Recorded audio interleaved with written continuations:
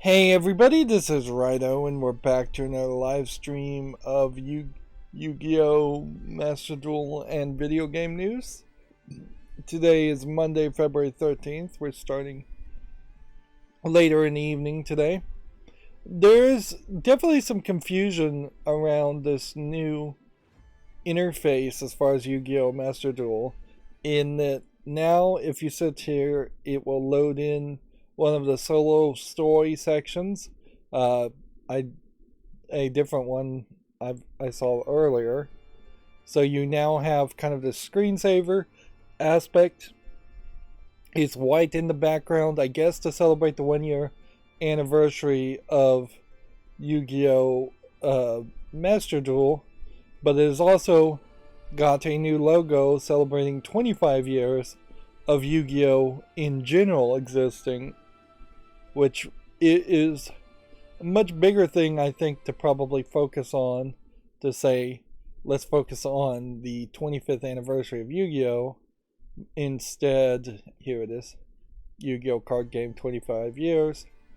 And then I would say this, just like, whiteness is just a little blinding and out of theme for the rest of the game. Let's actually click and go in, because then the whiteness goes away and then you are back to the sparkles and this and the darker themes. Then when you get back to this menu, you also have that weird tracking information that seems to be on every other screen in the top right. So it seems to be a display issue with secret pack purchase button. One free pool is displayed on the button again when returning to purchase after purchasing a pack with one free pull. If the button is pressed, an error causes and the purchase cannot be made. When the situation occurs, re-enter the shop. So you don't get a free pull. But yeah, this weird, like, barcoded tracking information that's been here since the beginning still is its own weird thing. For a quick accountability section, I finished playing the game The Swapper. I'm not even sure I mentioned so far that I was playing The Swapper. I played a game called The Fall and thought it was The Swapper, and did not like The Fall. Played The Swapper, liked it a little bit better. It still kind of has some problems. The biggest problem, I would say, that The Swapper has is that at the very end you're given a decision as far as how the ending goes, and then you can't go back and see the other decision, and it feels like there very possibly maybe 3 different endings, if not 4, in the game. Overall, there are also problems with the Swapper in that it's just the same puzzles over and over again in a dark space station for no good reason. It just really should be lit a lot better, and it just needs a second gameplay mechanic, because you spend way too much time. Let's see, 4 hours left on the Singular Strike selection pack. This one was one I think that unlocked a long time ago. Let's see, cards included in this pack are high. Featured cards here. Let's see how many of these we have. Yeah, we've got some gold, which we could spend seeing if maybe we could get this pack. This is probably the newest cards of what we can get, so let's do this. And that guarantees a ultra rare, and I think with that probably means I should just be happy enough to get 1 ultra rare and do a pool of 10. Yeah, since these are these secret packs where you only really are getting 4 of the selection cards, your odds of getting everything are cut in half compared to a selection pack. The naming here is a mess too. And of course, we might get secret packs that unlock other secret packs, and you're just never really going to have enough crystals to purchase all of those. Yeah, it's kind of ridiculous I didn't have that card. So yeah, I played the swapper, and then in the process of finding the swapper and realizing that that was the game I was thinking of after playing the fall, I found this other game called The Descendant, which I misread originally as The Descent, and they all have this similar situation where your protagonist is a character in a spacesuit, at least in the thumbnails, although in Fall and the Swapper you're in a spacesuit the entire time of the game. So now I'm playing this game called The Descendant, which is definitely an attempt at doing something like a Telltale game, and definitely is even a step below the quality of the Telltale games, with it also not really having a licensed property, which I'm sure that would hurt a lot of people's care for the story, but it doesn't really bother me that much. The Descendant starts off very much feeling like it is trying to be similar to the story of Fallout, which in all fairness, a Telltale game in the Fallout universe that just told a narrative could be fairly interesting. It does, this is probably a pretty decent card here. It does kind of point out that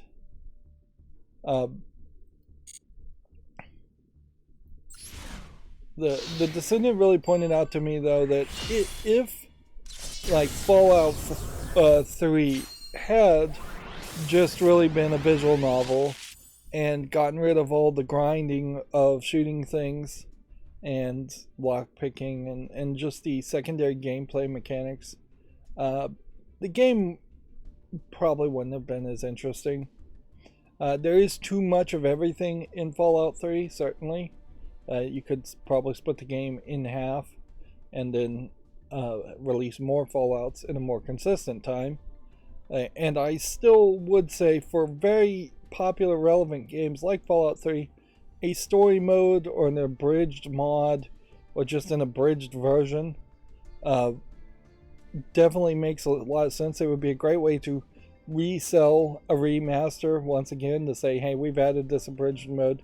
But in the case of Fallout 3, I wouldn't say that the abridged mode should completely eliminate all the gameplay mechanics and just turn it into a long-running like TV series, or even a Telltale game where you're given the dialogue prompts but all the actual gameplay elements are done by some scripted automation.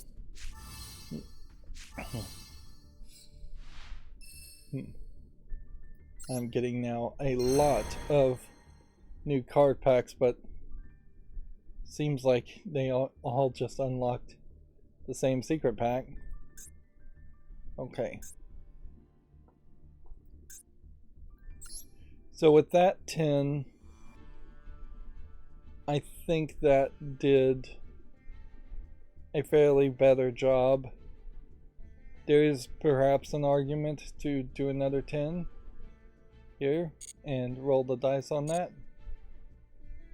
This gives me like 24 hours now instead of just a few hours left. Yeah, let's do it again. Of course, the problem here is if I spend all the gems on this, then the new expansion is going to... I'm not going to have enough gems for the new expansion. And certainly as far as just the generic pool of 7,000 cards, now there's plenty of those I don't own, so I'm always getting new cards. Nowhere close to that. Yeah, but specifically about the Descendants though, or the Descendant. it really just is awful in the sense that you'll have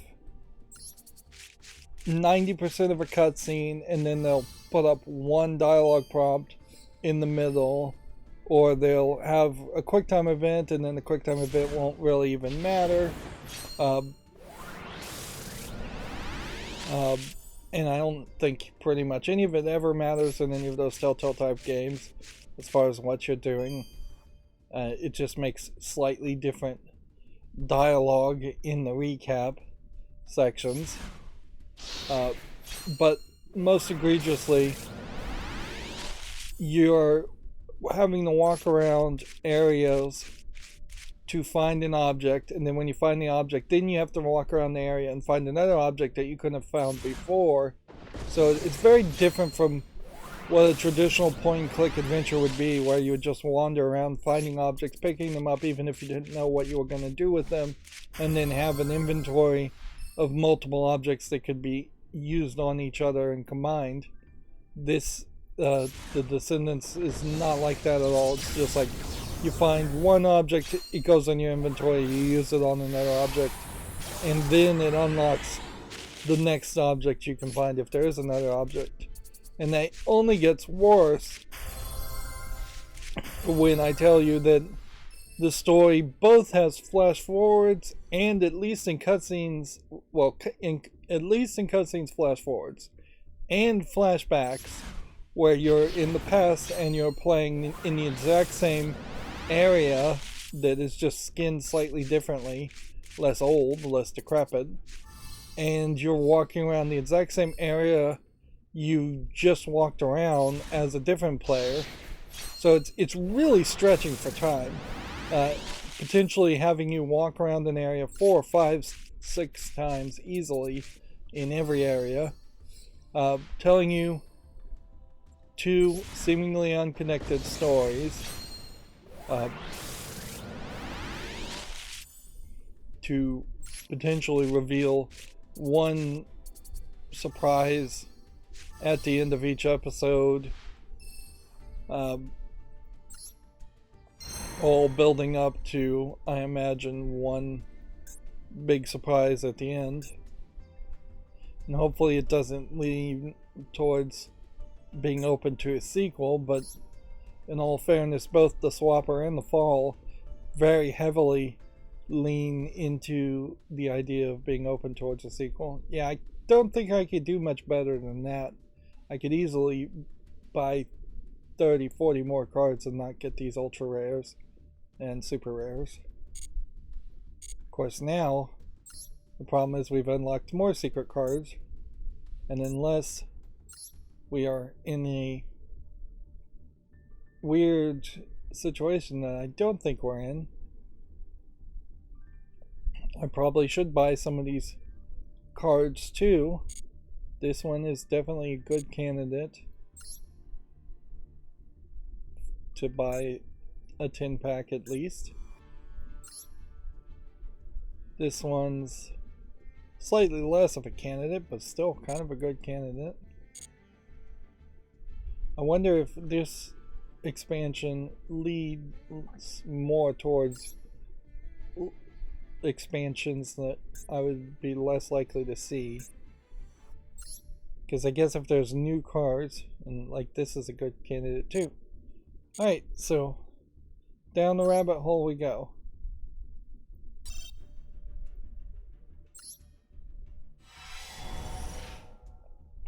I almost wonder if they've changed the rules, because it said there, if you buy a 10 pack, you'll get at least one super rare. And usually the make good if that doesn't happen is that you would get guaranteed ultra rare or super rare in the next 10 pulls, which is not fair at all, because they're saying, well, if you don't win, we'll guarantee you something the next time you purchase something.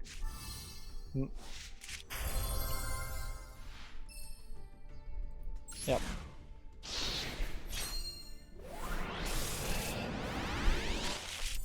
Yeah, over the weekend was Super Bowl weekend. I don't really have anything to say about the Super Bowl. Didn't watch it, didn't hear anything. It doesn't seem like there's anything particularly video game related as far as NFL and the Super Bowl. It would be kind of crazy, I think, for any video game company to try to run an ad during the Super Bowl. If you were going to do something like that, you would think it would be Microsoft or PlayStation themselves just trying to promote their own consoles and then showing multiple games during that ad. Which, in all fairness, if I ran the numbers and investigated the alleged cost of having a booth at E3 versus the alleged cost of a ad during the Super Bowl, might very well open up a possibility that you would reach a newer audience or reach more people with a Super Bowl ad. Although I don't know if it really is even your audience, because you're going to have old people that don't play video games watching the Super Bowl, and then you're going to have young people that already play video games. And I wouldn't be surprised if at a certain level the NFL sees video games as direct competitors to them, because if you're spending 4 hours plus watching a football game, guess what you're not doing? You're probably not spending 4 hours playing video games. I haven't heard anyone talk about pulling out their Nintendo Switch or their Steam Deck or playing games on even their cell phone while watching a football game. Most of the viewers of football games that I've heard about tend to be very interactive and active viewers. And now we've unlocked 2 more extra things. So we should consider these. But I am quickly running out of gems. That's probably not the best candidate as far as a secret pack. I don't know if I've ever even unlocked that secret pack before. It seems new, but I already have a bunch of cards, probably through other avenues. That's not really a candidate either.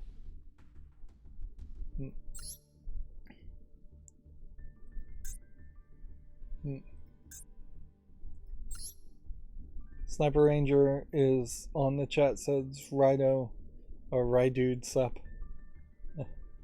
Hi, Sniper Ranger. This one's, I think, a decent candidate to buy 10 packs for.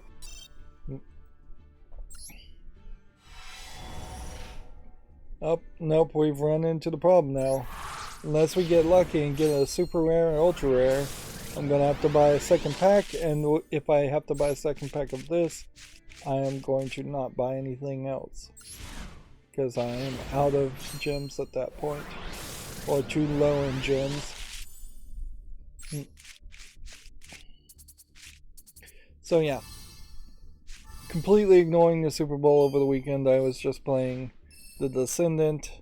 I uploaded some videos, uploaded some YouTube shorts, but I didn't schedule any of that, which inherently it doesn't do me much good to upload videos to YouTube and not scheduling them.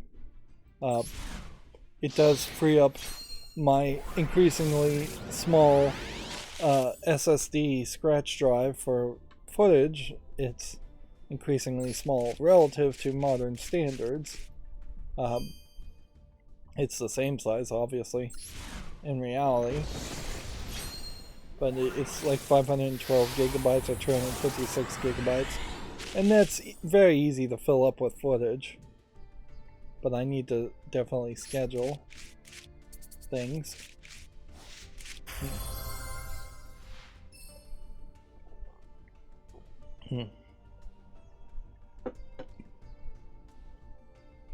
I saw a Linus Tech Tips talking about EMC memory and how the low version of the Steam Deck and devices like that tend to cause pretty slow loading. And I imagine somebody did do a speed test between the lowest version and the mid-tier version of the Steam Deck to show that the eMMC memory in the low version of the Steam Deck probably is particularly inferior. Yeah, I would not recommend the lowest version, and honestly, they should probably not even sell the lowest version. And the only real difference, I think, between the mid-tier version and the upper-tier version is a anti-gloss screen on the upper-tier version.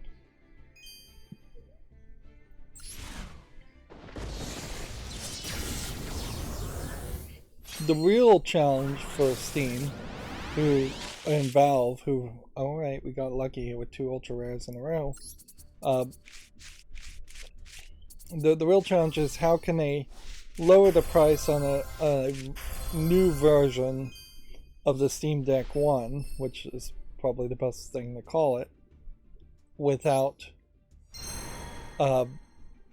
reducing any of the important stats on the Steam Deck 1.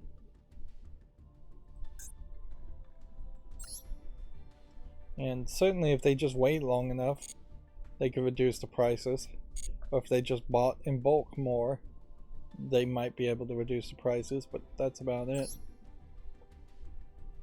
So I unlocked yet another expansion, but this wouldn't even be a good candidate.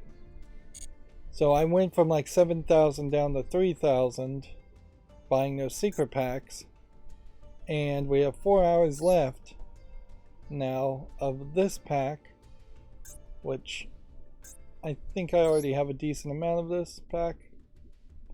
Not really.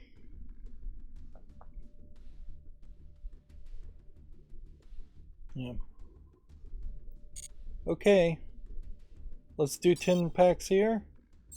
And if this unlocks more secret packs, whatever. But then in 4 hours, we get a new... we'll get a new selection pack, and the selection pack will almost certainly want to spend 3,000 gems on. So by this time, Wednesday at least, I'm highly likely to be totally out of gems. Of course, the selection packs are twice as helpful in that you're getting only the featured cards.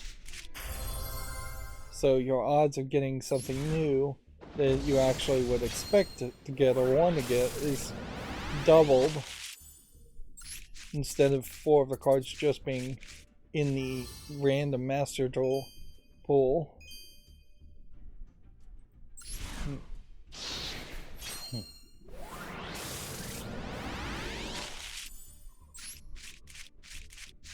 I watched a YouTube video, a pretty old one, talking about how somebody was told that their channel had been basically shadow banned without using the phrase shadow banned, and was now just forever seemingly trapped in never getting like searches results or being viewable.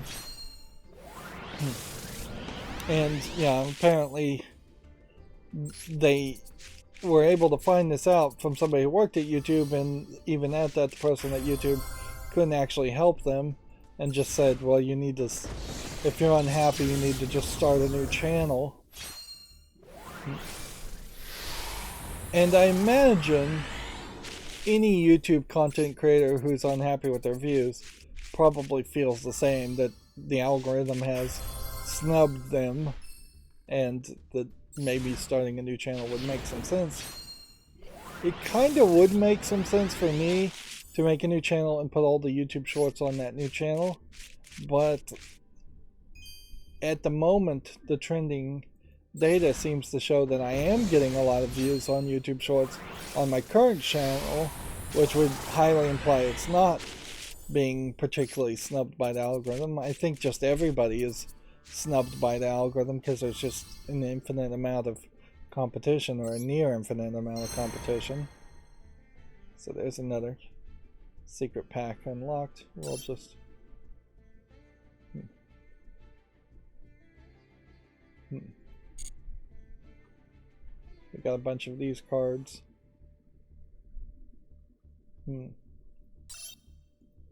Let's go see this.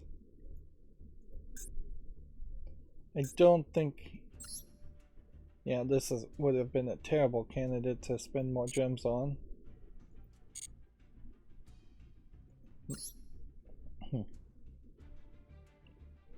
But yeah, I could see possibly... I think at a certain point you need to have a level of success before you start a second channel for it to make any sense. And honestly, I think YouTube should heavily discourage or make it against the rules to have second channels, just out of an efficiency sake. They've done a pretty decent job about not pushing people towards making second channels. I think we could probably do another 10-pack here.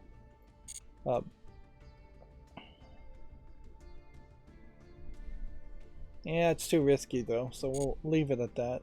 That's a decent amount of cards. By keeping shorts on the same channel and then just separating whether shorts views affect recommendations or not for long views, which at the moment they don't, but at some point in the future I think they probably will.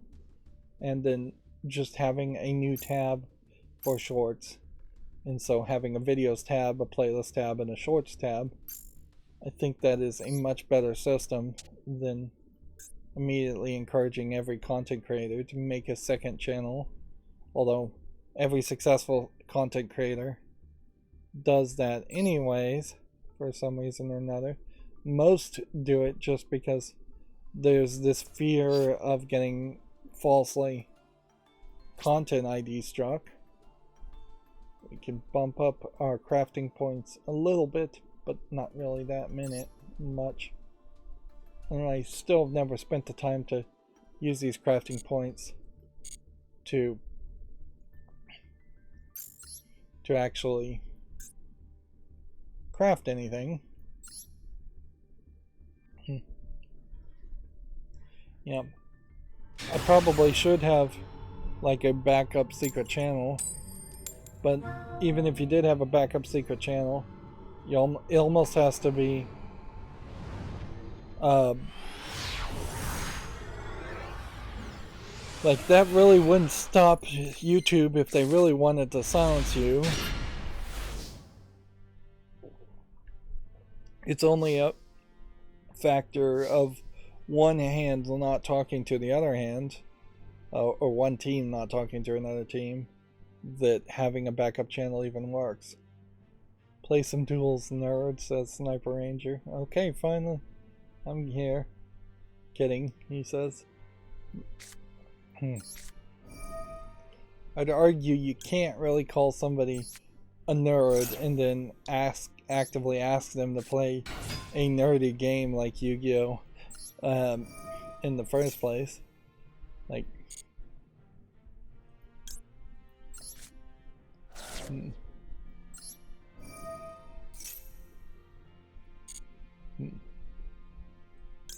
There we go.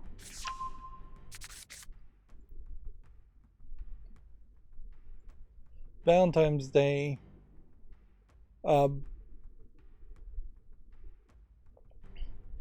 is, I guess, tomorrow, and that too will have pretty much absolutely nothing to do with video games. Like, there's not anything that really happens or that can be said around that.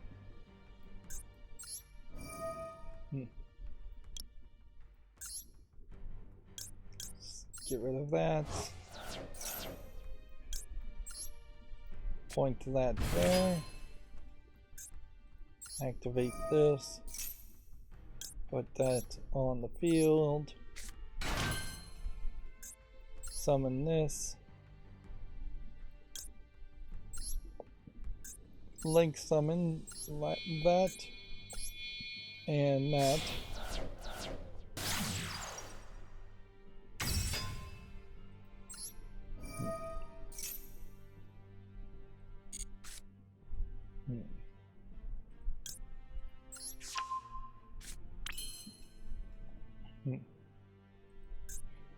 And then that would be 2, so there's nothing else we can do this turn. So buckle up for this story from Video Games Chronicles, because I'm as a resident aficionado of all things perverted, I'm gonna have more to say here than I think most people would realize. But there is a article here. Let me just make sure everything is YouTube family friendly that we're gonna cover. A creator of a Witcher 3 vagina mod claims that CD Projekt Red, or CD Projekt, I guess it's just its name, used it without permission.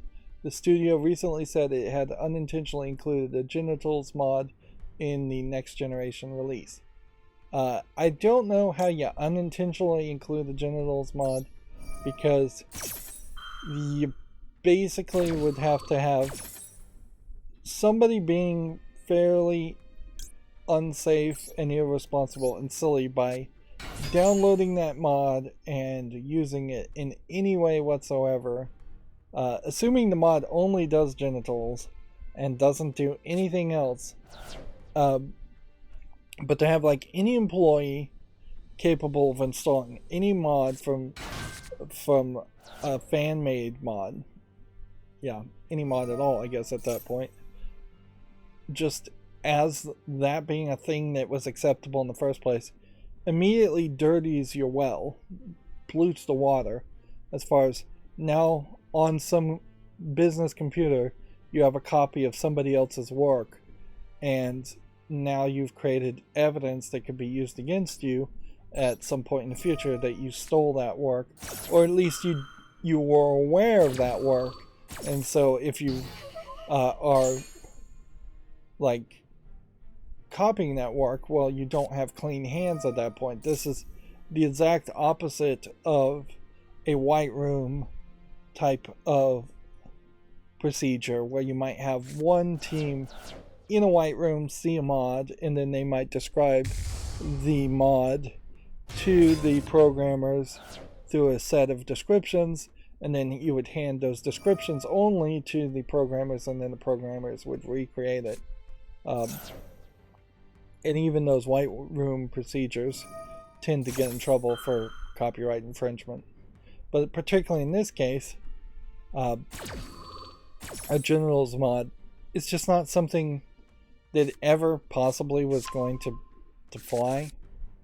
Like, yes, there's nudity, and yes, we've seen boobs, but I don't recall in Witcher 3 if there was ever any lower genitalia shown. I think it was really just a butt that was shown here and there. That tends to be where these games want to land. So yeah, you have a irresponsible employee downloading somebody's mod onto the computers in the first place, then somehow putting that into their workflow and the work they're doing for the next gen texture update. If anything, this screams that they're stealing other people's work, and other mod creators that need to be out there on the lookout to see if they just straight up stole other people's work, because they probably did. If they stole one person's work, they probably stole other people's work, and it's no way to run a business. You're gonna get caught, very quickly. Now, there are two other problems with this story, though. First of all, I seriously doubt the mod actually recreates the vagina, and this is a pet peeve as somebody who's more medically minded.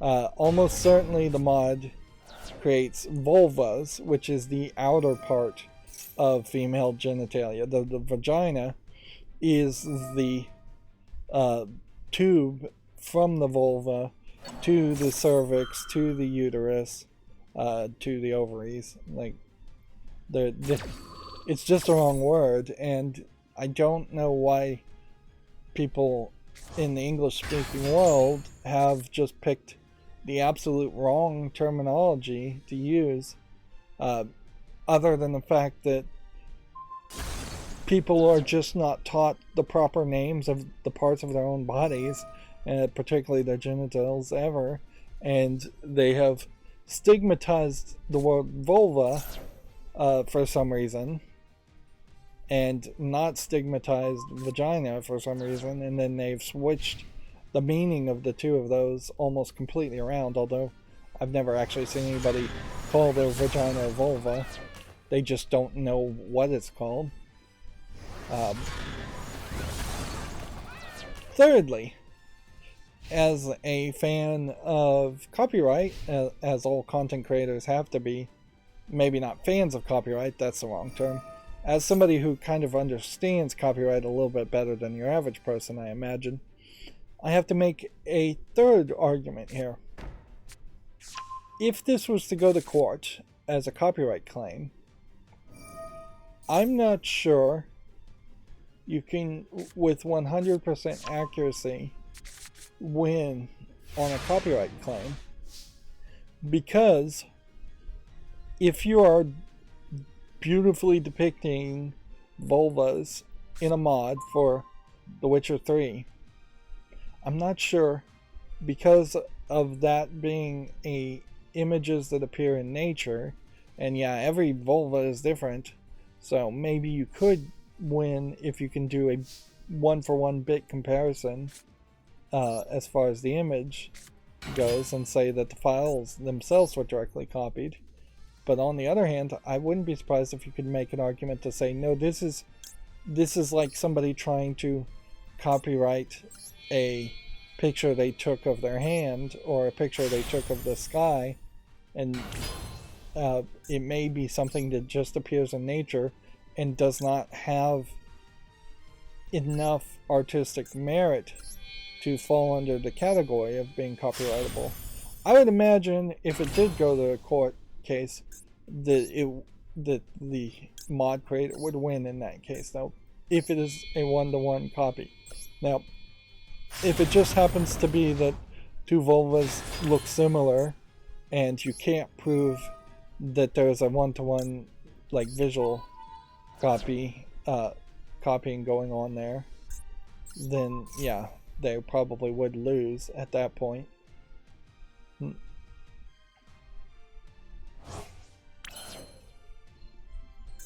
The world, I guess I'll wrap up this story with, the world of adult mods is interesting, but also kind of diminished, in my opinion. Like, there's very few games that are popular enough or big enough to play that you would want a mods. That's why you see basically Skyrim mods being the number one thing everybody talks about, because Skyrim is an open world enough system that you can spend the hours and hours extra in that whole environment. Whereas, say, a God of War Ragnarok game is more of a linear experience, and I imagine would have fewer mods. Also, only a few games really are big enough and easy enough to mod in the first place. And the first mod you'll see for almost any game is probably going to be an adult mod. Surprisingly, there's an adult mod for Hearthstone, or at least a couple of adult mods for Hearthstone, and there tend to be mods for like nude skin replacements for Resident Evil 2 Remake, which arguably that's an example of a waste of time mod, because you're probably not going to play Resident Evil 2 more than once or twice, for which would amount to maybe 40 hours compared to hundreds of hours in Skyrim. Witcher 3 is a big enough game where it would make sense for it to have more mods. Witcher 3 itself already not shy about showing nudity, but it did live within certain limitations of trying not to be rated an adult-only game, and so that potentially would have encouraged more adult mods. There is also something to be said about leaving a little to the imagination.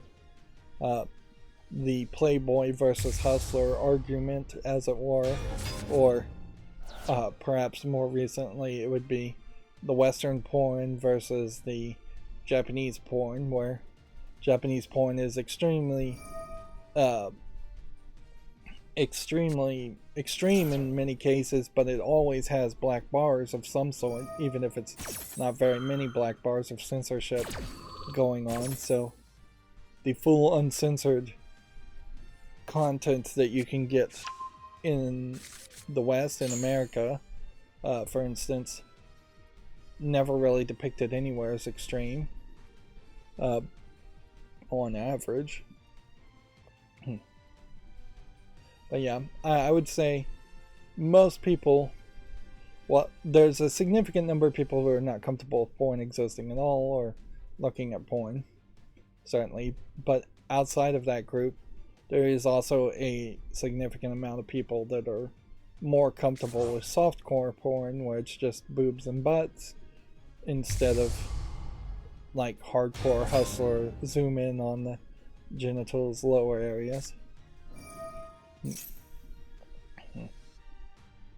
And I would say that Witcher 3 probably is better off being softcore instead of being modded into a hardcore. A lot of these mods don't make sense. You have to be so deep down the well that that's your whole thing. And the most notable YouTuber who would talk about the adult mods, MXR Plays, at this point has proven that his videos cross the line of what YouTube would accept, and his both streaming channel and his pre-recorded channel are totally dead at this point. I should also mention, speaking of YouTubers, I've now seen two YouTubers who have gotten their channel stolen from them, and then they've changed the name of the YouTube channel to something like Tesla and replaced all the videos. So there seems to be either some kind of scam. One of the YouTubers said it was a sponsorship claim, and then they had like a virus program that they told them was a game to run. But yeah, there's clearly some kind of scam. So if you are subscribed to a channel and it's all of a sudden says Tesla and showing Tesla stuff or things that you would have never subscribed to it, I would highly recommend not unsubscribing from that channel for at least 4 or 5 days, just to see if it was somebody that you actually were subscribed to whose channel got hacked. I honestly thought it was the same channel got hacked twice, but nope, two very separate channels got hacked. And I guess there's something to be said about never open up attachments in emails or run programs, even if Windows says it's not a virus. You have to just assume it's a virus. And normally you wouldn't do that unless you were being offered some kind of sponsorship as a YouTuber, content creator. Anyways.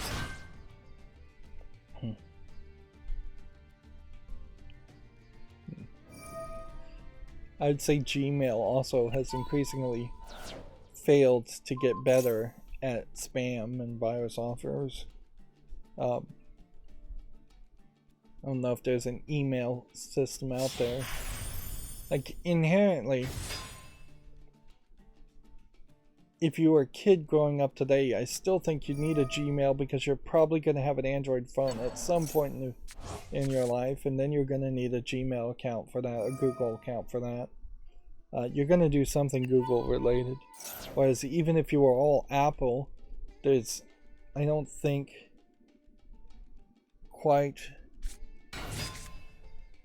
there's like an Apple email service that's free that you can sign up for. There's an iTunes account basically that you still probably need, or Apple ID account. And I don't think that comes with like free email stuff. Maybe it does, but if it does, it's not something I'd think about. Like, it would definitely be more in the category of you probably need a Gmail account. You might need a Microsoft account or a OneDrive account, particularly Windows 11 just requiring people to sign in with Microsoft accounts. And I don't know if in a Microsoft account if you're getting some kind of Microsoft email through that.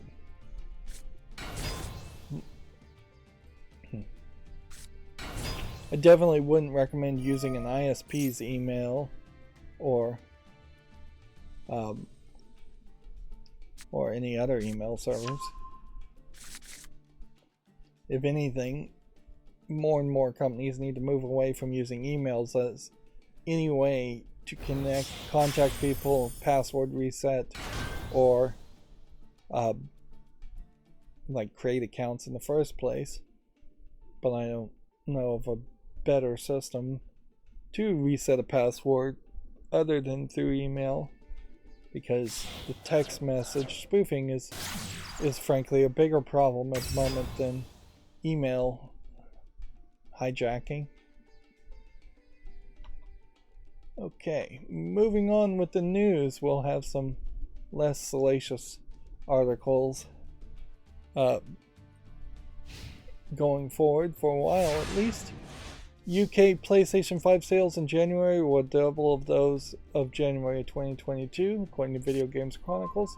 That's not particularly surprising. You could tell me that PlayStation 5 sales were 5 times the amount of the sales last year, and I believe you because, yeah, part shortage.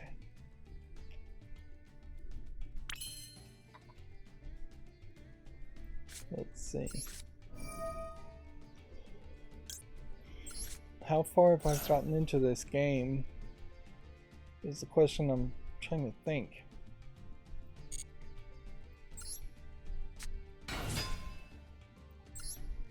Because by the time I've pulled all the tricks, if they've countered everything,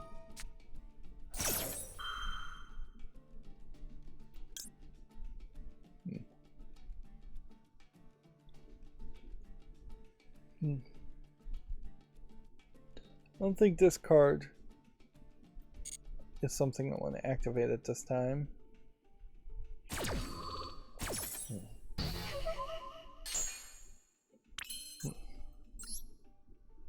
Okay.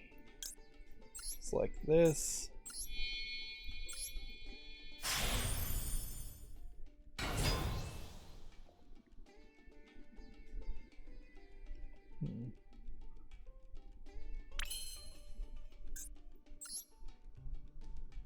Select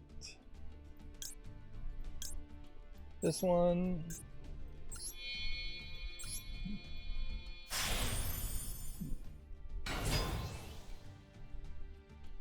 I still would really appreciate being able to just automate this process.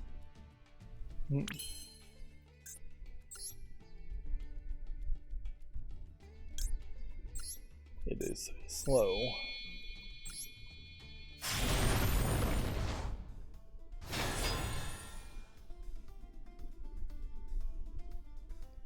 Let's see. This guy's being affected by everything, so let's get rid of this first, if we can.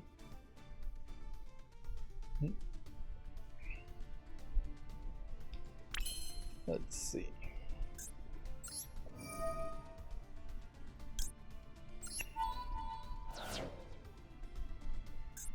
Can't destroy that one, so instead we'll destroy that one, see if that works.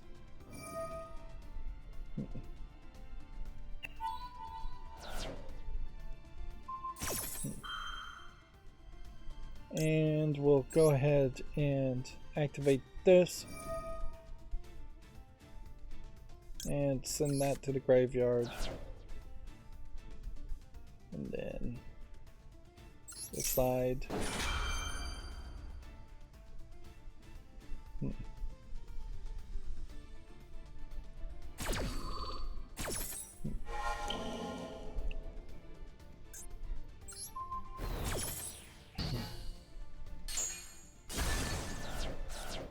There we go. Got it. At least made enough progress.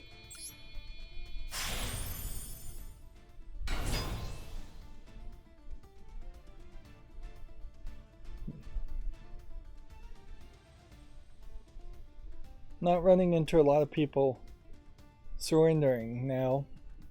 Seems once you start getting into that mid-month scenario, you don't have the new people just giving up quickly as much. Let's see. Even get that. Do that.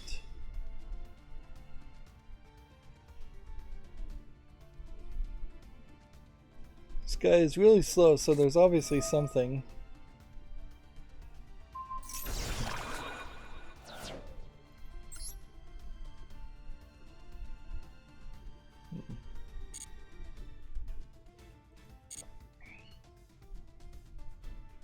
That didn't work. He was able to negate the effect.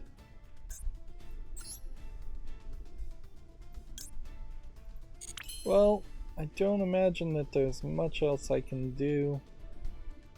Let's just see. Seems like I can probably summon the two here. Do this. Do this.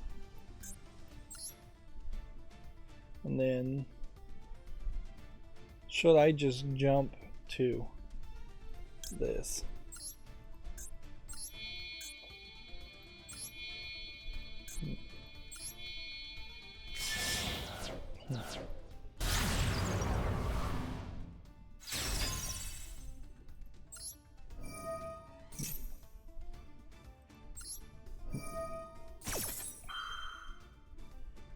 Activating this card won't really do much, because it's just going to draw a card, then return a card, and then I guess the question would be whether that reshuffled the deck or not. It didn't really show an animation of reshuffling.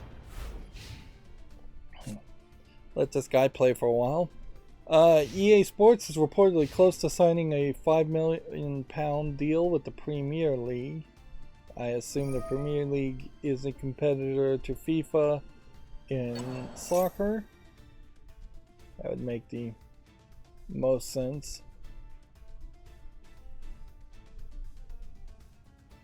I'd assume it's a competitor and not just a subsidiary of FIFA, but it might be just a subsidiary.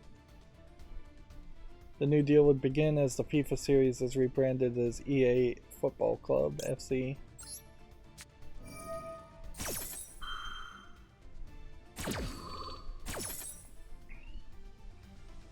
So let's summon this, this, this, this.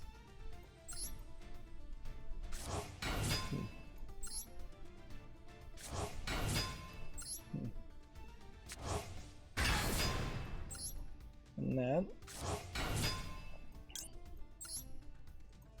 Being a non-fan of FIFA games and soccer in general, I honestly couldn't tell you the difference, or whether that would get more people hyped or less people hyped, as far as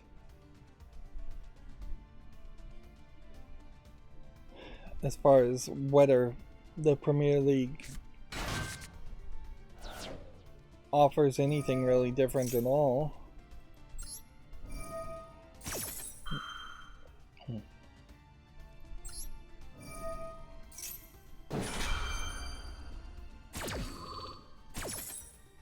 Okay, drop that in the graveyard. Let's go ahead and just banish this.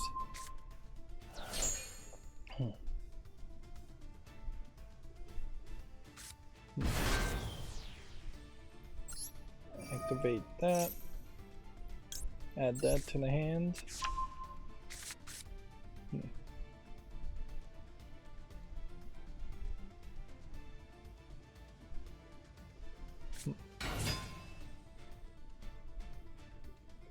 This guy's trying really hard. I just don't know if he's succeeding in any way. Let's see. Evidence mounts of a Zelda Tears of the Kingdom Switch hardware, according to Video Games Chronicles. Which, yeah, believable. Certainly. Like, wouldn't be surprised. Particularly since we know that it doesn't seem like they're working towards a Switch 2 release for a while.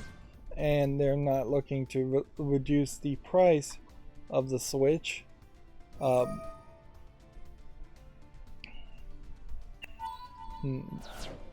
So having a new skin would at least be a way in which they could sell something new at the same price.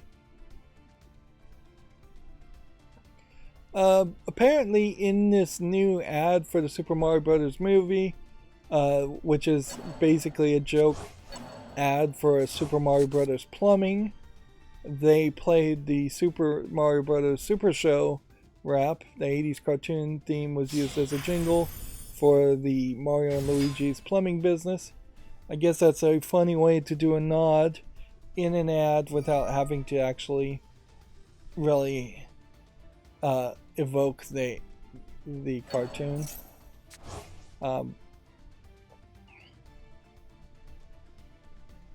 If anything, I imagine this ad was potentially made by a completely different team and is not in line at all with what the movie will be. If it isn't, then it kind of feels like there might be more comedy or more or more like sass, I guess it would be the word to use in it, more parody. Like, I really wasn't expecting the Super Mario Brothers movie to be a kind of Ralph Breaks the Internet comedy experience as much as I was expecting it to be a more adventure type movie with some comedy elements in it. But yeah, I could see it going either way. And it definitely would be like Wreck-It Ralph and its sequel is the movie to compare the Mario Brothers movie to. If anything, almost certainly Wreck-It Ralph opened the door to a Mario Brothers movie in the first place. And every voice actor that I've heard people talk about in the Mario Brothers movie seems to just be doing their voice. So I wouldn't be surprised if it's very much trash for not sounding like the characters. And then on top of that, that might lead to people realizing that the characters aren't acting or being depicted in the way that you would expect compared to the games. And so it very well may just feel like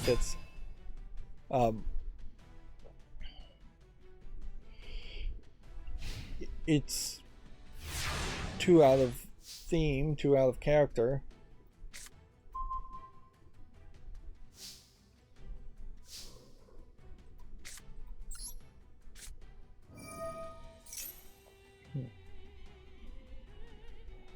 Let's see, moving on, Double Fine has released a 22-hour documentary of the making of Psychonauts 2. Psychonauts took 7 years to make, or it says Psycho Odyssey took 7 years to make, which I assume is Psychonauts 2. This is one of the things I would have liked to Um, I guess Psych Odyssey is the documentary. Is the name of the documentary. 32-part documentary that they've been working on for 7 years. And this is the kind of thing that you would have wanted to see Microsoft really squash down, is the idea that a kind of artsy-fartsy development team like Double Fine, or company like Double Fine, it was an independent company before, and now it really is just a subsidiary team. They're just too artsy-fartsy. They're not quick at making production, and you can certainly see why. If somebody was spending 7 years to make a documentary of the development of a game instead of helping develop the game proper, even if you were just paying an outside documentarian to document the development of your game, that's crazy. And it's important to point out, I mean here, making a documentary for public release compared to making documentation for internal development and improvement. Like, if I was the manager of Microsoft, if I was Major Nelson, I'd say, what? You spent 7 years documenting the development of this game that took you 7 years? That's an incredible waste of time. Don't do that. It's an easy decision to make. I have to use a phrase like artsy-fartsy people sniffing their own farts, because that's really all this is. And inherently with Double Fine, that has been their number one problem, is that they think they're creating the most amazing artsy games ever, which is not to say they make bad games, but they're not making Mona Lisas either. Yet they treat it like that, and then they expect to be given extra time and extra resources to develop things. Whereas, personally, I would definitely crack the whip on some of the Microsoft subsidiaries like Double Fine. Even if you were to do like a one-to-one comparison, I'd say, I would tell Double Fine, look at all of our other subsidiaries and tell us that you are the most important subsidiary we have, and that we should give you special treatment and extra time to develop games.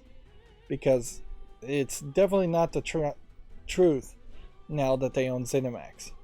That I could see potentially allowing the Skyrim teams and the Starfield teams extra time, but in comparison, I definitely can't see giving extra time to Double Fine. Double Fine needs to be working as hard as they can to churn out as many products as possible, even if that means some of their products are more generic, because some of their products are fairly generic either. Costume Quest is definitely not anywhere as crazy as Psychonauts is. And if it's just once every 7 years you get something like Psychonauts out of the mind of Tim Schafer, that's fine. Then Tim Schafer should just be in charge of his own little Skunkworks team making the weird games, and then the rest of Double Fine's properties should be handed over to a different group of people, and the majority of employees at Double Fine should move over to a different team that's actively producing games on a much more realistic 4-year scale, not 7 years. Yeah. If it's going to take potentially another 7 years to see another game out of Double Fine, starting now, there is a high chance that Double Fine would just get mostly laid off or shut down. Because that is too slow. Far too slow. Oh, it's my turn, isn't it?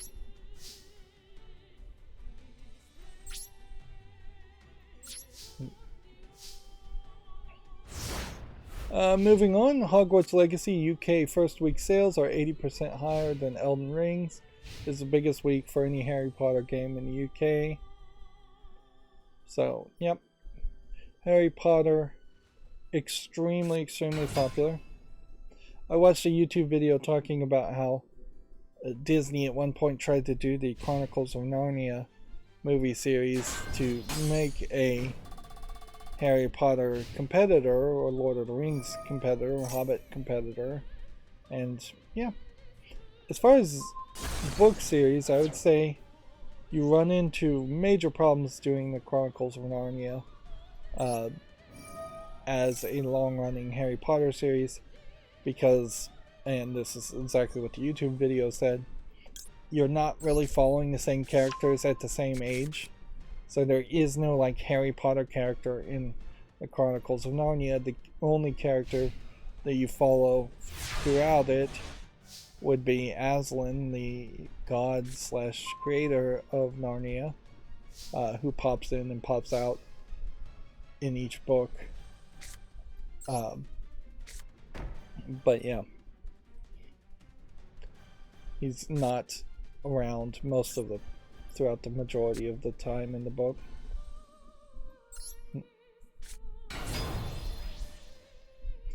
It's a shame though that you couldn't just have,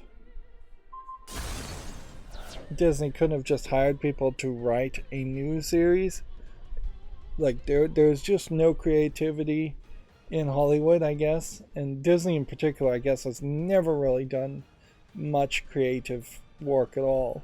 And that's an insane thing to say until you start to really evaluate that. Like Snow White, Sleeping Beauty, all of those movies were based on old myths and just public domain. Pinocchio.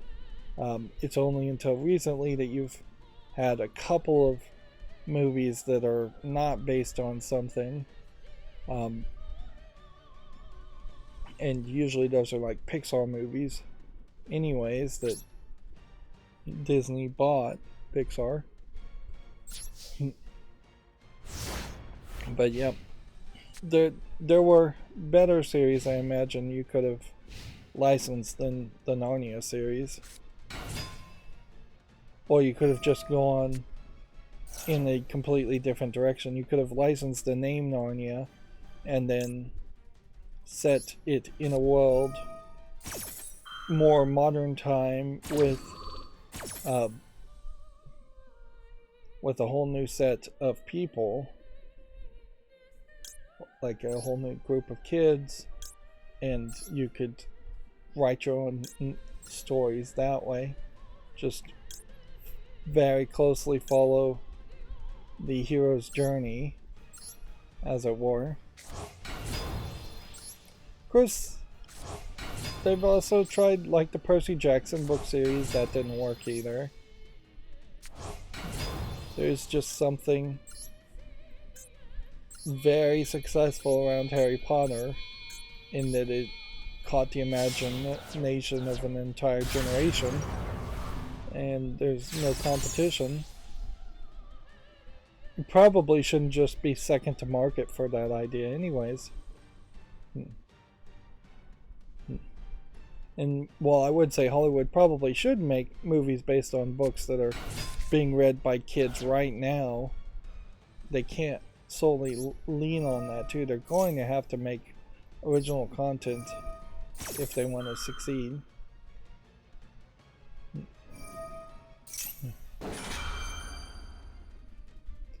Yeah.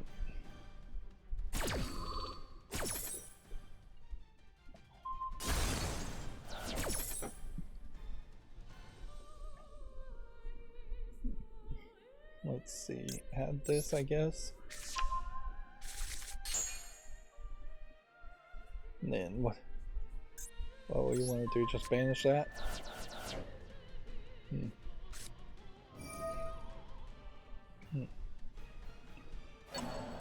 Moving on with video game news. I feel like I was rambling there. I don't know how I got on that track. Original Metroid Prime developers have criticized the remaster for omitting credits, The new version only has a single credit acknowledging the game team cube as a whole. That seems incredibly rude. Says based on the work of the Metroid Prime original, Nintendo GameCube and Wii version development staff.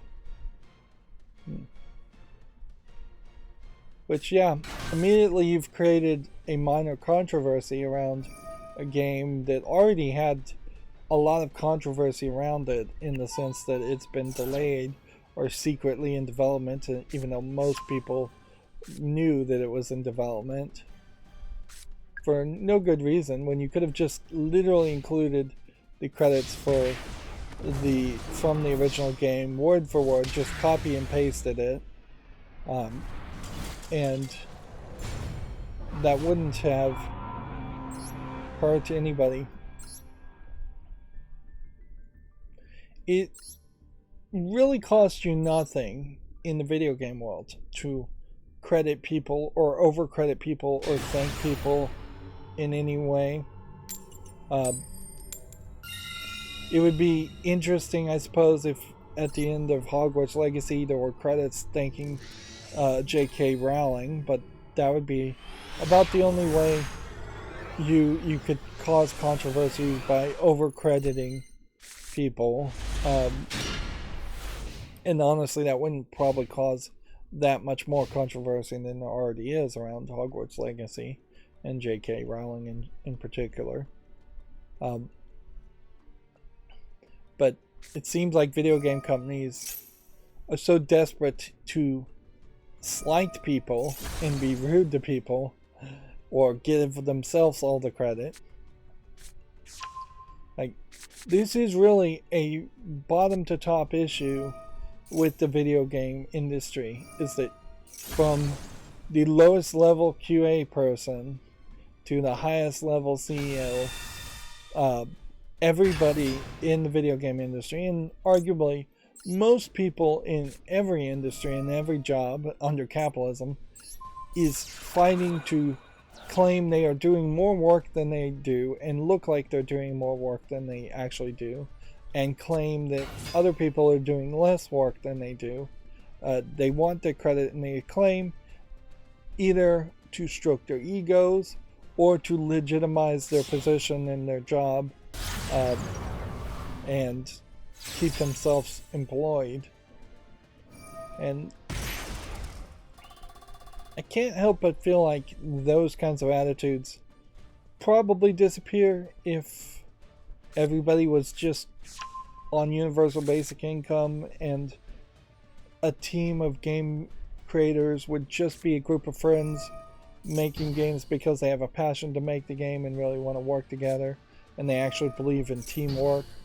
I just don't think that capitalism in particular, which literally is built around the concept and the worship of competition, ever could possibly build the kind of teamwork mentality that you would like to have amongst game developers or any group of artists working together to create something.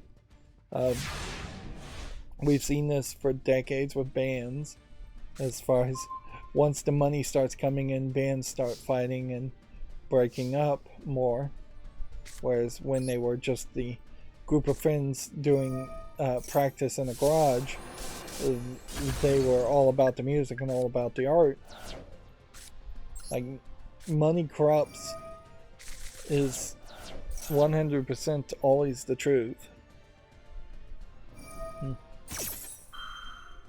But even at that, like, it's just stupid short-sightedness to not credit people. Like, they really should just credit everybody, always. Like, even if the lawyers are telling them not to credit people because they may get sued for royalties later, it's just like, you should just ignore the lawyers on that aspect, because the PR for that is going to only increasingly be negative. Now, in all fairness, do I think anybody's going to boycott the Metroid Prime remaster because it omits credits? No. I don't think you'll lose a single cell for that. But it creates a negativity around the product, and it creates a now opening where mainstream video game journalists in particular are going to be talking about them admitting the credits instead of talking about the game and promoting the game, which that would inherently cause fewer sales. I would, as Nintendo, much prefer people singing the praises of Metroid Prime to sell more copies than have people complaining about the credits and calling for boycotts, even if they're not boycotting the games themselves. The people calling them for the boycotts aren't boycotting them. I'll straight up say, I basically have plans to get Metroid Prime in physical edition when it's available. Not on day one. I'm going to see if I can do the best financial possibility there, because I won't get around to playing the game for quite a while, but I do plan in the next 2 years at least to play Metroid Prime remaster. So the credits missing for me is not going to stop me, but it is going to certainly be in the back of my head and hurt the experience. And video games are all about creating positive experiences, I would say. Very few video games are trying to make scary experiences or negative experiences. Metroid Prime in particular is not trying to make a scary experience, it's trying to make a fun adventure experience.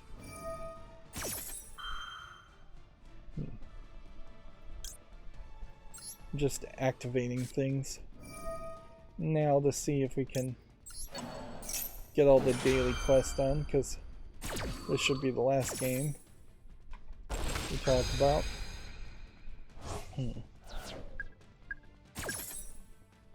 It seems like I'm never going to get away from these Last of Us articles from Video Games Chronicles and others.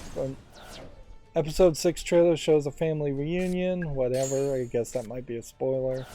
More and more as the episodes go forward, you're spoiling more and more of The Last of Us Part 1. And as somebody who hasn't played The Last of Us Part 1, I actually would prefer to not be spoiled on that aspect.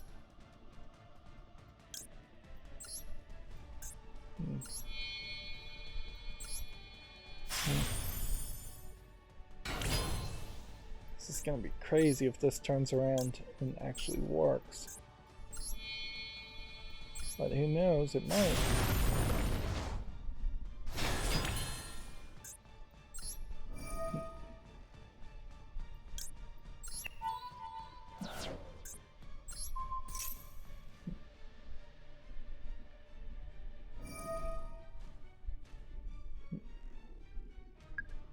Negate an activation and destroy a card.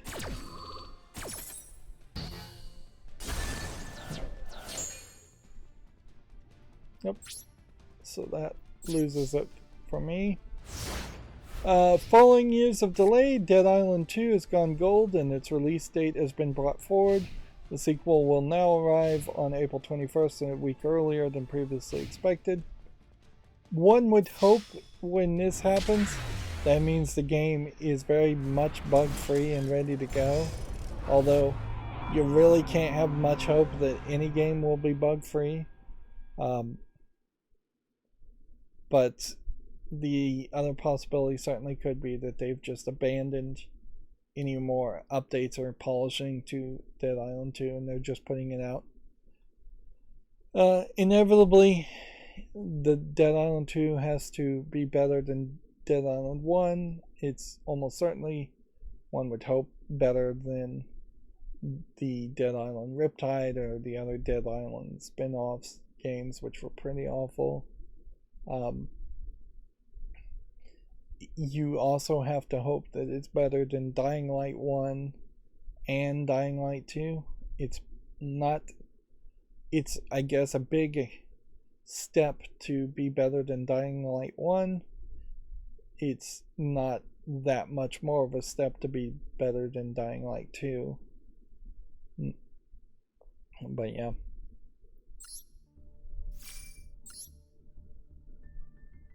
I wouldn't be surprised though if Dead Island 2 is very similar to Dead Island 1. And so if you were to specifically play it right after playing Dead Island 1, you would probably be fairly satisfied. But if you were to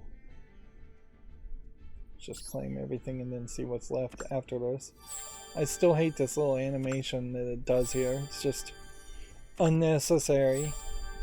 Like, they're overemphasizing each of these challenges being completed, which most people aren't going to care that a individual challenge has been completed. So yeah, only one daily. I still don't know how I'm missing days as far as the login rewards. Then we have a dual live spectate left. Yeah. By this time Wednesday, I guess I'll be back to 3,000 gems, which is a decent amount, not a great amount. Let's see. Sega's classic Cosmic Smash is being reimagined for VR2, PlayStation VR2. C-Smash VRS will be released for Sony's virtual reality headset in 2023. I don't even know what this Cosmic Smash is. It seems like it's a paddleball type game. And I wonder if this is an indicator of just how many points of articulation you might be able to read with the outside cameras in the PlayStation VR 2. But it would almost have to mean that you were playing against somebody else that had a PlayStation VR headset too. Otherwise, you're definitely not going to be able to get shoulder positioning and chest and sternum positioning and hip and feet positioning. Unless there are some kind of extra cheat attachments. Yeah, I feel like there was some kind of device that either Samsung or Sony was selling like a year or two ago that would go around wrists to add more points of motion that you could potentially read. But even at this is a terrible looking game for virtual reality too. Like, this is not how you want to sell your game, is that all the games are going to be these low polygon featureless humanoid blobs playing very simplistic physical activity based games that most people don't want to play in the real world and probably wouldn't want to pay $500 to play in a virtual world. Moving on, the PlayStation 5 led US console sales in January as Modern Warfare 2 held off Dead Space. So Modern Warfare 2 still selling a ton. I also saw that the creators of the remaster of Dead Space said all you really need is the first gun that you get to beat the whole game, which is obvious because there's an achievement around beating the whole game with just that first gun. I watched a completionist review of the Dead Space remake, and yeah, it was a decent review. I don't know why I unsubscribed from the completionist, honestly. He seems like he does somewhat thoughtful reviews. Maybe he's all too much about the positivity and not enough about actual critical negative things that deserve to be pointed out. But honestly, I'm scraping the bottom of the barrel to find anybody to review any games in any depth as far as trying to see how other people do it. Watching people like Game Grumps Play Video Games is not really a review, and I have successfully, finally, after probably years of needing to stop listening to Giant Bomb, I finally stopped downloading and listening to the Bombcast. But yeah, I should try to listen to other people's reviews. Video Game Donkey is kind of yet another example of somebody who doesn't really review video games in his videos, so I have a bunch of joke people I follow, but not serious reviewers. Yeah, Call of Duty definitely seems to consistently get sales on top of just getting a lot of sales. Let's see, Last of Us Part 1 Firefly Edition is now available to pre-purchase for PC.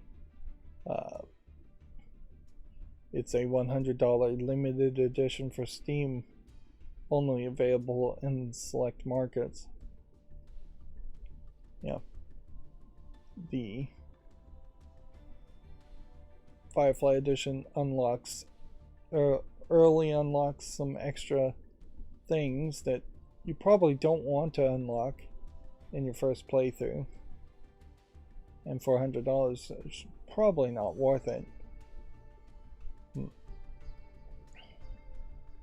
But this does go to point out that if you're a PC only gamer, you really are getting ruined as far as potential spoilers around the TV series. Although, from what I've heard, the TV series is not even staying too close to the events of what happened in the game anyway, so it's going to be a fairly different experience.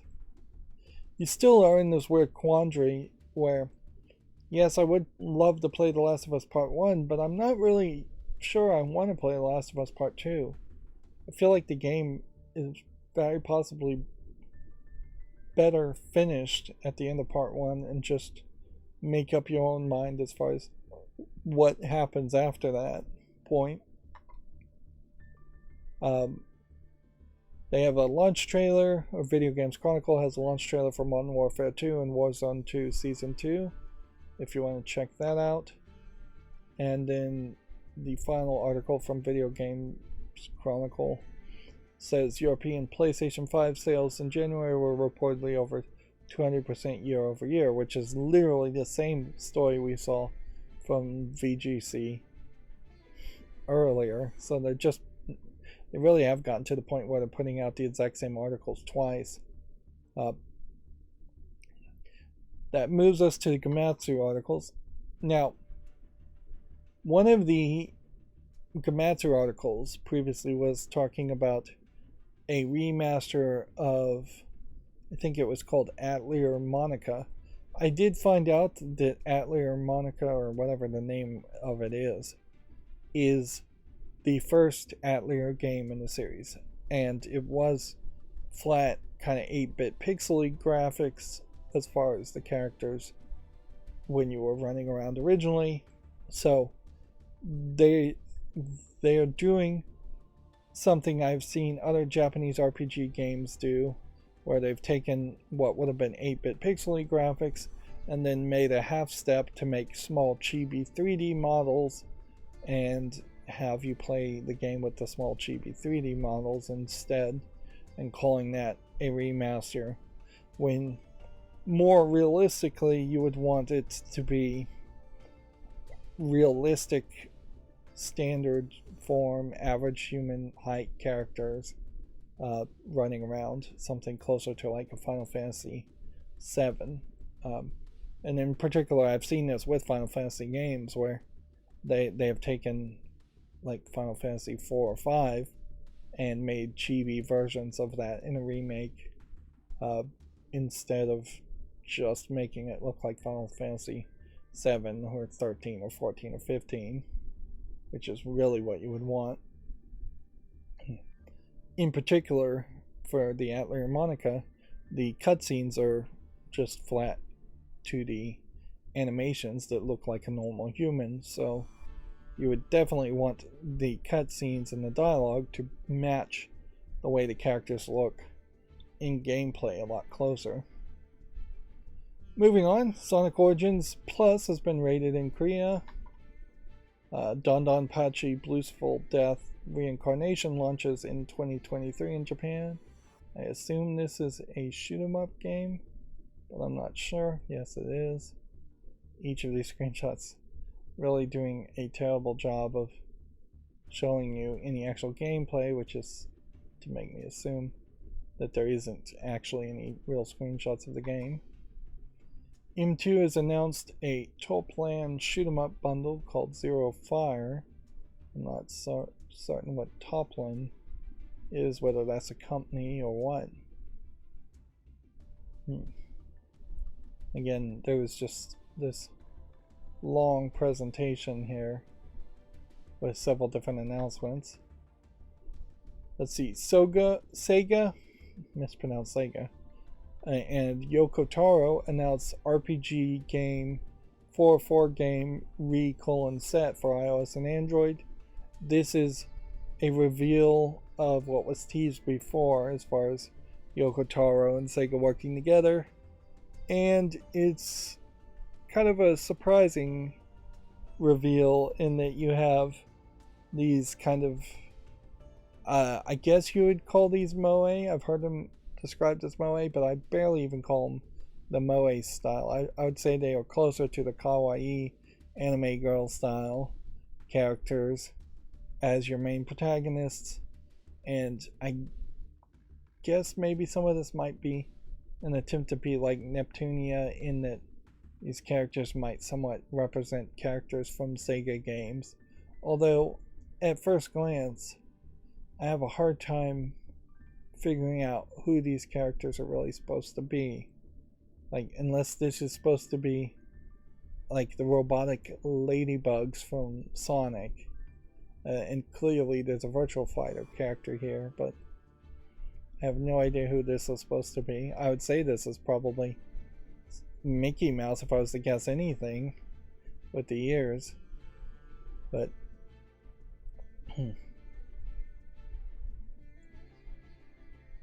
yeah, it says Cast of Beauties is themed after Outrun, after Bird. Is that Birder or Burner?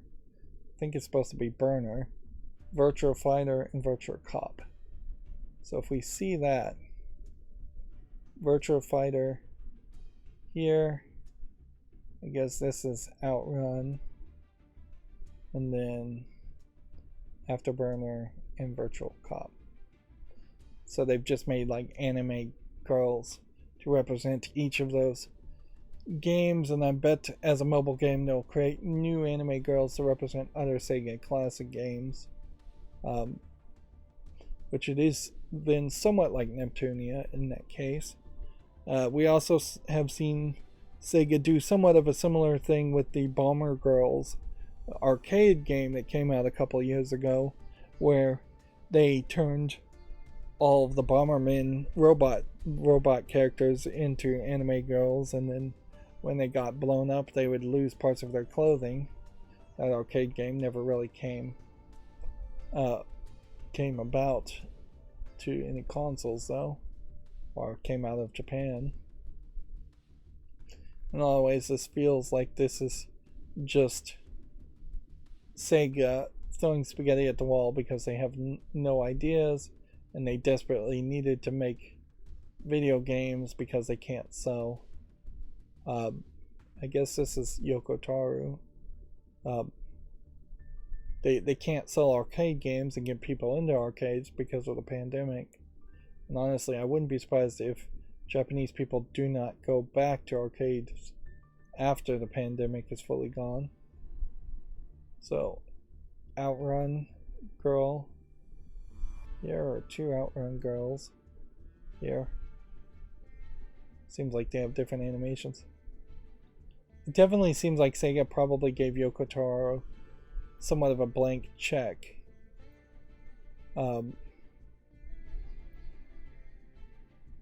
And he has done something fairly crazy here. But you can also kind of tell that he's promoting himself and his little mask that he claims to have anxiety, and that's why he wears it and never shows his face. But he's like promoting himself with that iconic imagery more than he's really even showing of the game.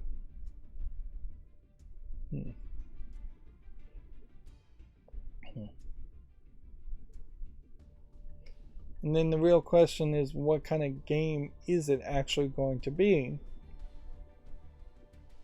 It says it's an RPG, JRPG type game. I wonder how that really will play on a cell phone. It probably won't be much of anything. I wouldn't be surprised if it's fairly automated, something like Project Nike, which I missed the whole story about Project Nike, Goddess of Victory, having an ad that was considered inappropriate or too much cleavage or something like that, and Tencent apologizing for that. Like, I didn't even cover it because I'm just not following Project Nike. But yeah, I doubt this game is going to be like Genshin Impact, where you have an open world and you're wandering around the open world fighting things. It might be like that, but I wouldn't be surprised if it's very flat in 2D and you're just doing very repetitive actions for a gacha game, something closer to like Destiny Child, but not anywhere as lewd as Destiny Child. So, like, you can see from this art that they're, at least at the beginning here, not afraid of showing some thighs and some sleeves and cleavage, but nothing extreme being shown here. They're not going to cross a certain line. Nowhere as much as Destiny Child it straight up crosses that line. Like, there are straight up Destiny Child anime waifus that have nipples showing through their clothing, or have pasties basically on and nothing else. And they're not going to go that far for a Sega game. If anything, Sega is going to be hurting what this game potentially could be, because I imagine Yoko Taro would want to go even wilder and even crazier in one direction or the other. And inherently, for the people who aren't fans of anime waifus, they're going to never have any interest in playing this game, so you've already lost a significant audience just by going in this direction. Moving on, there's a PlayStation VR 2 unboxing video. I don't think you really need to watch unboxing videos ever.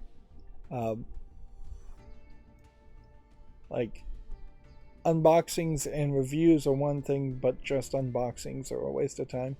And I would hope that they're not particularly popular anymore on YouTube and such. See, this week's Japanese game releases: Wild Hearts, Theater Rhythm, Final Bar Line, Tales of Symphonia Remastered, and more. Let's see if there's anything here that really needs to be mentioned.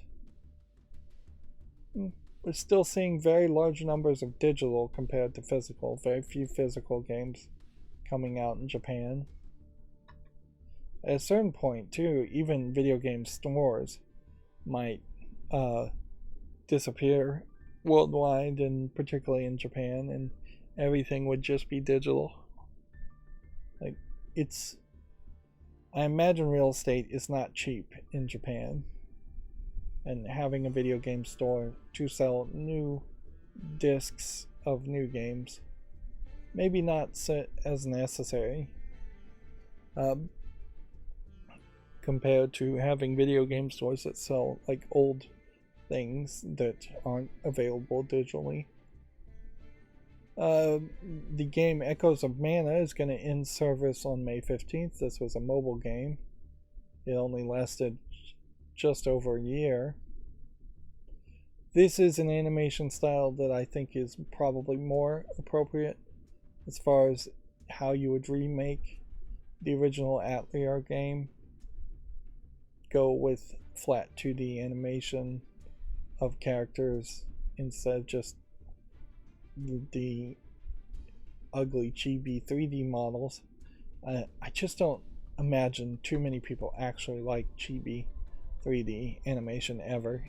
It just seems like it's a lazy way to animate things, or it's an admittance that people cannot animate things in a 2D way at all, and they only know how to do 3D modeling, but they don't know how to do 3D modeling good enough, or they're putting it on a mobile phone that can't do 3D modeling well enough to make it matter. When we're looking at even this, Wild Hearts Welcome to Minato's story trailer, just looking at the screenshot, this is 3D modeling, but it is several leagues ahead of quality compared to a chibi 3D model. To the point where you really can't easily point out the 3D polygons making up these characters, and they just look like normal human beings. Somewhat realistic human beings. And even at that, I wouldn't say this animation looks amazing. It looks good enough, but that's as far as I'd go. Dead Island 2 release date moved up 1 week on April 21st. This is a much bloodier and gory the screenshot that Gamatsu went with. Which, if anything, Gamatsu being a Japanese site, they clearly shows that Gamatsu as a website is not afraid of showing gore anywhere as much as the Sero ratings board in Japan is afraid of showing gore. Almost certainly a scene like this would have to be censored, and all of this blood would have to be turned black, and all the organs and viscera would have to be removed or turned black so you couldn't see it to sell a game like this in Japan. Although maybe Sero is on the verge of maybe backing off on that. I wouldn't be surprised if they aren't. I don't see a real reason. This screams that there's going to be larger numbers of zombies in an area and potentially bigger threats, because here you have like a zombie that looks like it is been severed in half and it's still crawling towards you, and that you're really going to have to get into the gory evisceration of people. I also wonder, since you see this like bright clean red top on this character, if at some points they weren't thinking that they would have this character in the screenshot topless, and then they added the red top later, because in comparison it looks like this character also has a dull, bloodied, stained red top. So, yeah, this is just screams it was added after the last second. It might be a little bit extreme even for Dead Island 2, which seems like they are going with extreme ideas, though, to potentially have clothing damage on the characters where you could slice female zombies and see them topless. It would be an odd combination, certainly, anyways, as far as what they were showing you. But yeah, as far as the color palette is concerned, this red just does not match any other thing in this room. And then the last Gamatsu article we have is C Smash VRS has been announced for the PlayStation VR2 again. So, yeah. Let's make sure we've got our blur enabled now. And let's start going through the games that we have on Steam. And it's a good thing we have the blur enabled, because we have yet another one of these Hitler adult games called Hitler BDSM Bunker, and it seems like it's half a acid flip first person shooter where maybe you're shooting zombies And yeah, and then it's half just porn simulator with Hitler showing sex scenes, gay sex scenes, worth pointing out. It's selling for $6.49 unless you buy the deluxe edition, which also gives you Sex with Hitler 2. Like, each of these games have come out fairly recently. Says it has English full audio.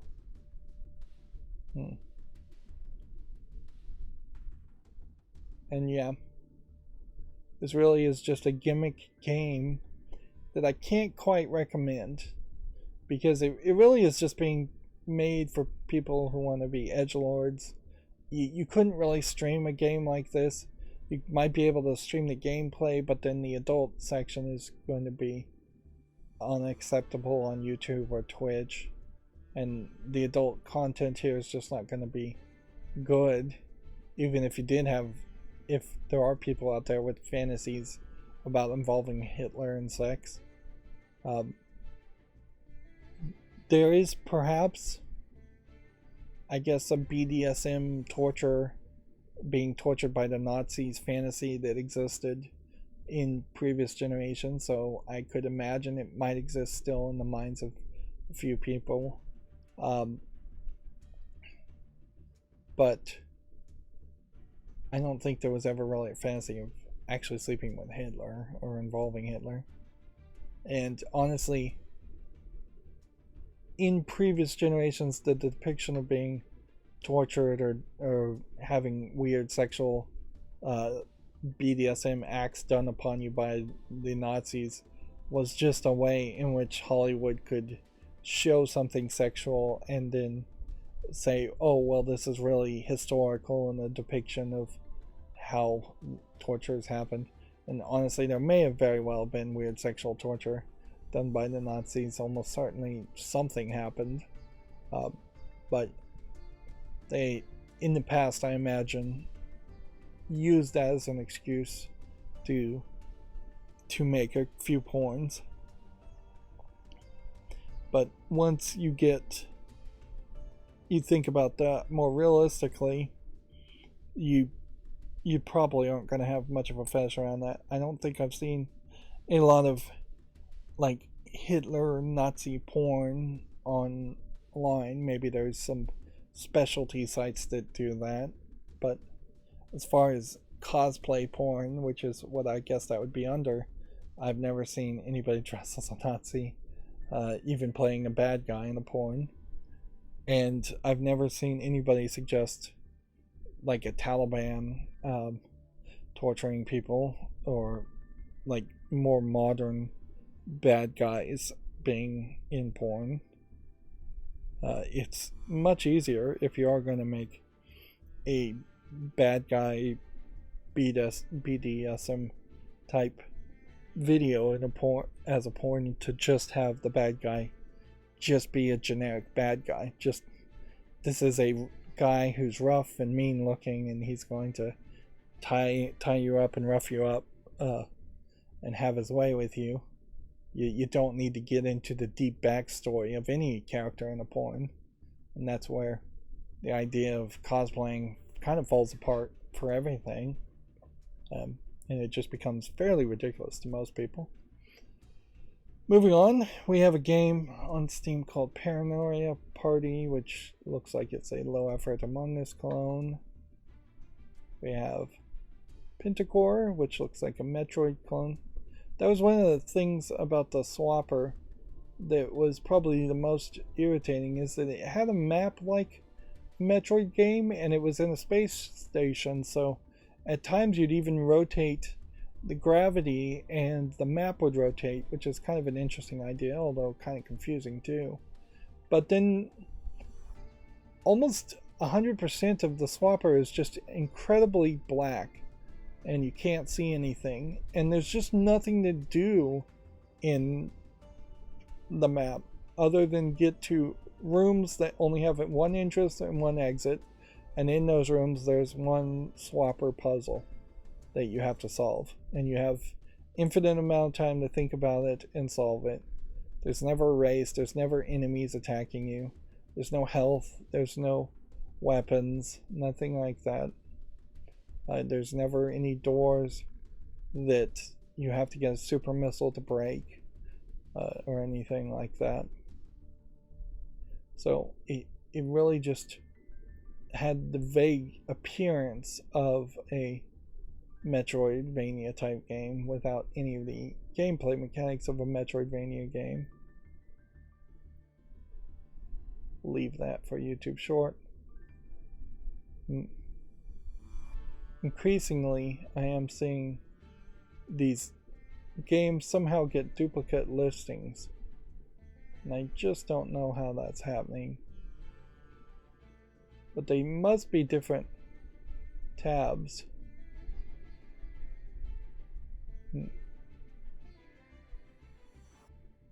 Because I would think my plugins would stop them from being open if they were the same tabs. This game, Parts Unknown, is not animated well enough. Scout Duty doesn't look good enough. Hand to hand. Yeah, kind of an interesting hand-to-hand combat parody joke game, but I don't think it's quite enough, because you're potentially making a 2D fighter game with joke characters, and it still would have to play very well for people to be interested in actually playing it, and I just don't think that would happen. Elves and Castle Secrets. All I'm seeing is landscape here, no people, no interface, no heads-up display, so I'm going to say no to that. Amber Trail. Might be something to this. I noticed that some of the games I put out as YouTube shorts in the past weekend or past couple days have been some more garbage looking games. And they're still doing well, so if anything, I am learning that I should try and cover more games instead of over curating the YouTube shorts. This fighting game, I guess, is nothing. Inside My Mind 2. Looks like a visual novel.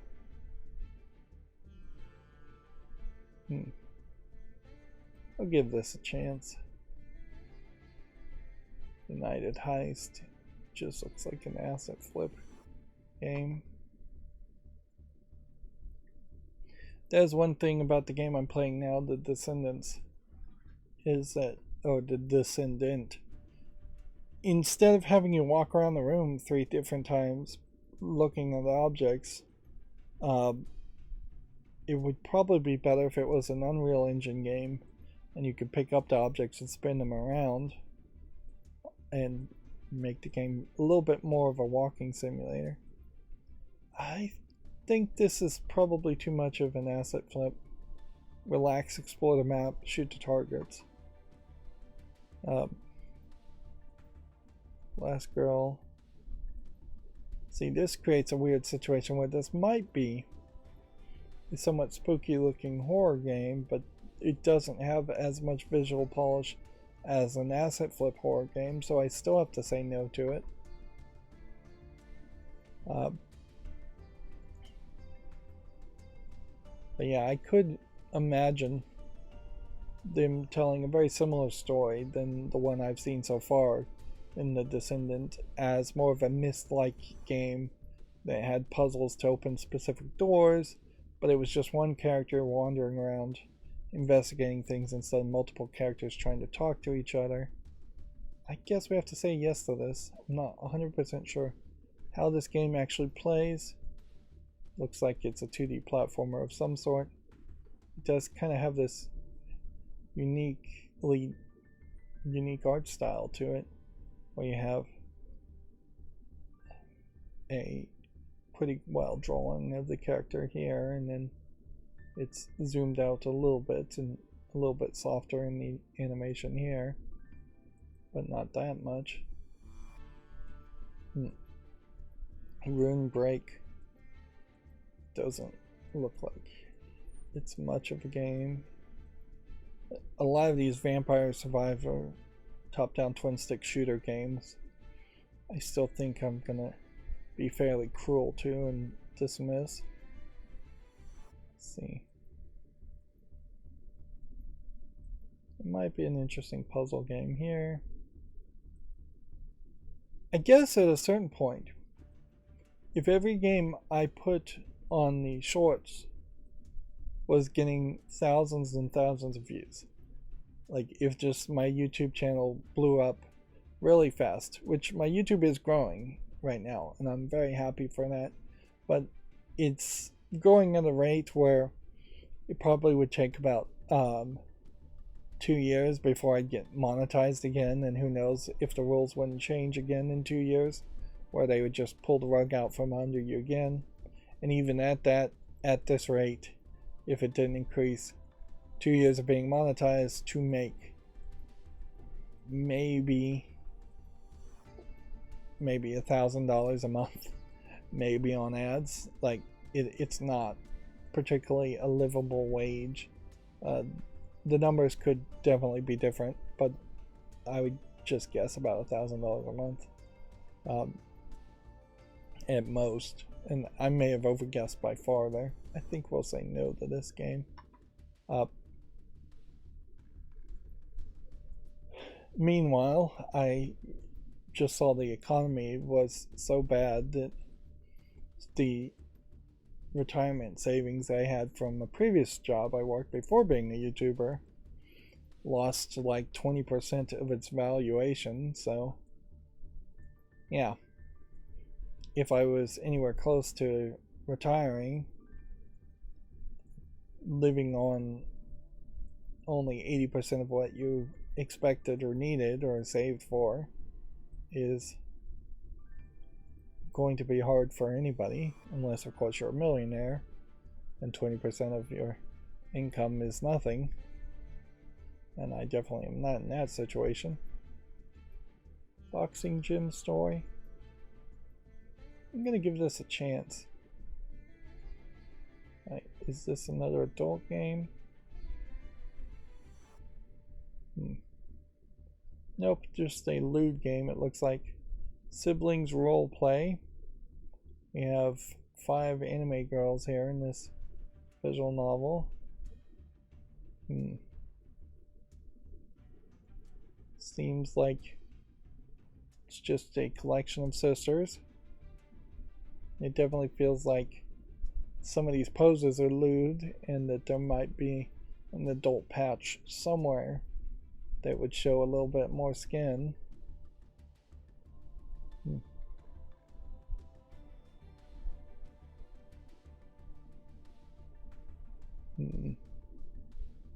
There's no DLC patch.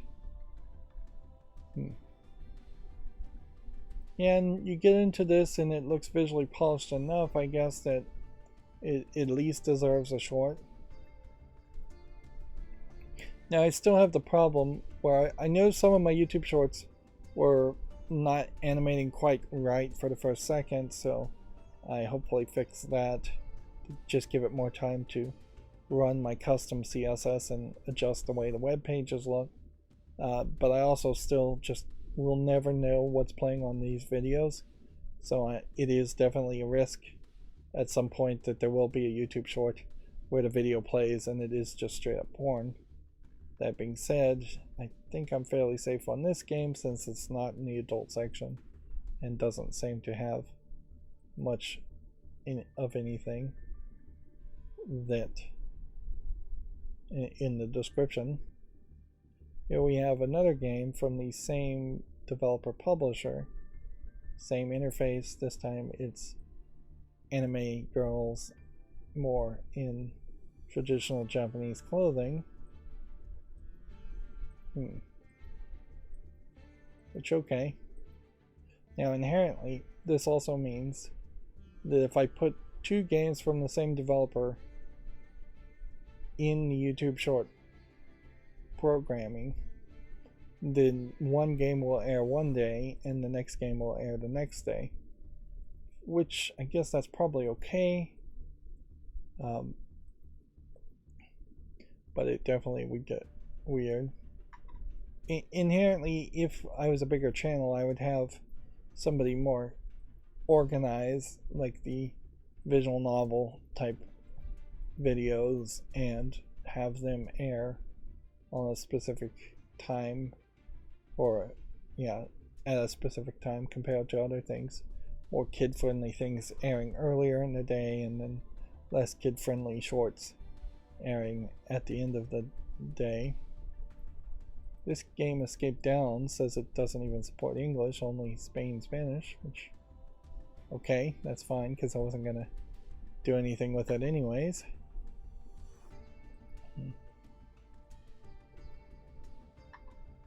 Let's see, a traveler to unknown Duel. English, Japanese, Korean. Sexual content, it says. So are these supposed to be elves from, like, frankly, this is low res, blurry already. But are these supposed to be elves, or where's Waldo? Where's Wally? Yeah. Seems like they're supposed to be elves.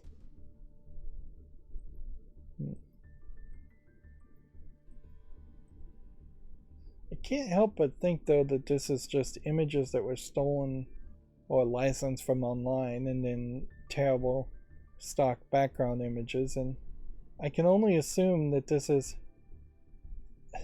It seems like this lady is holding a condom and chewing on a condom, but maybe she's chewing on sausages, because yeah, you see the sausage links here, and then they go behind your back, and then up here, and that. So I guess that would make more sense. Yeah.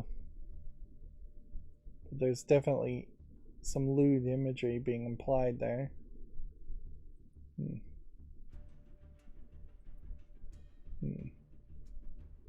So an adventure game traveling around Iceland, poorly animated. It's free to play, I guess. You get what you pay for in that case.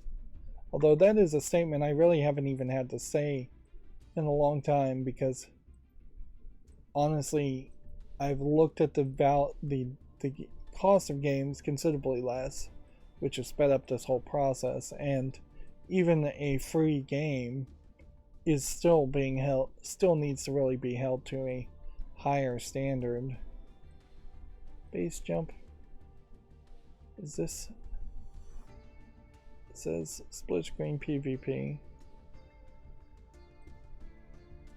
Fast-paced competitive action platformer. 2 players locally.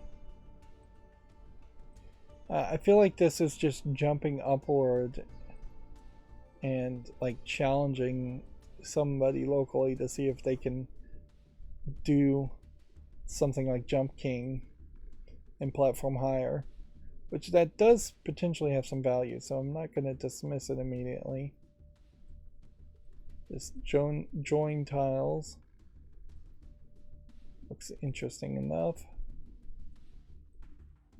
We have about maybe 10 or 15 more games. Perseus the Slayer.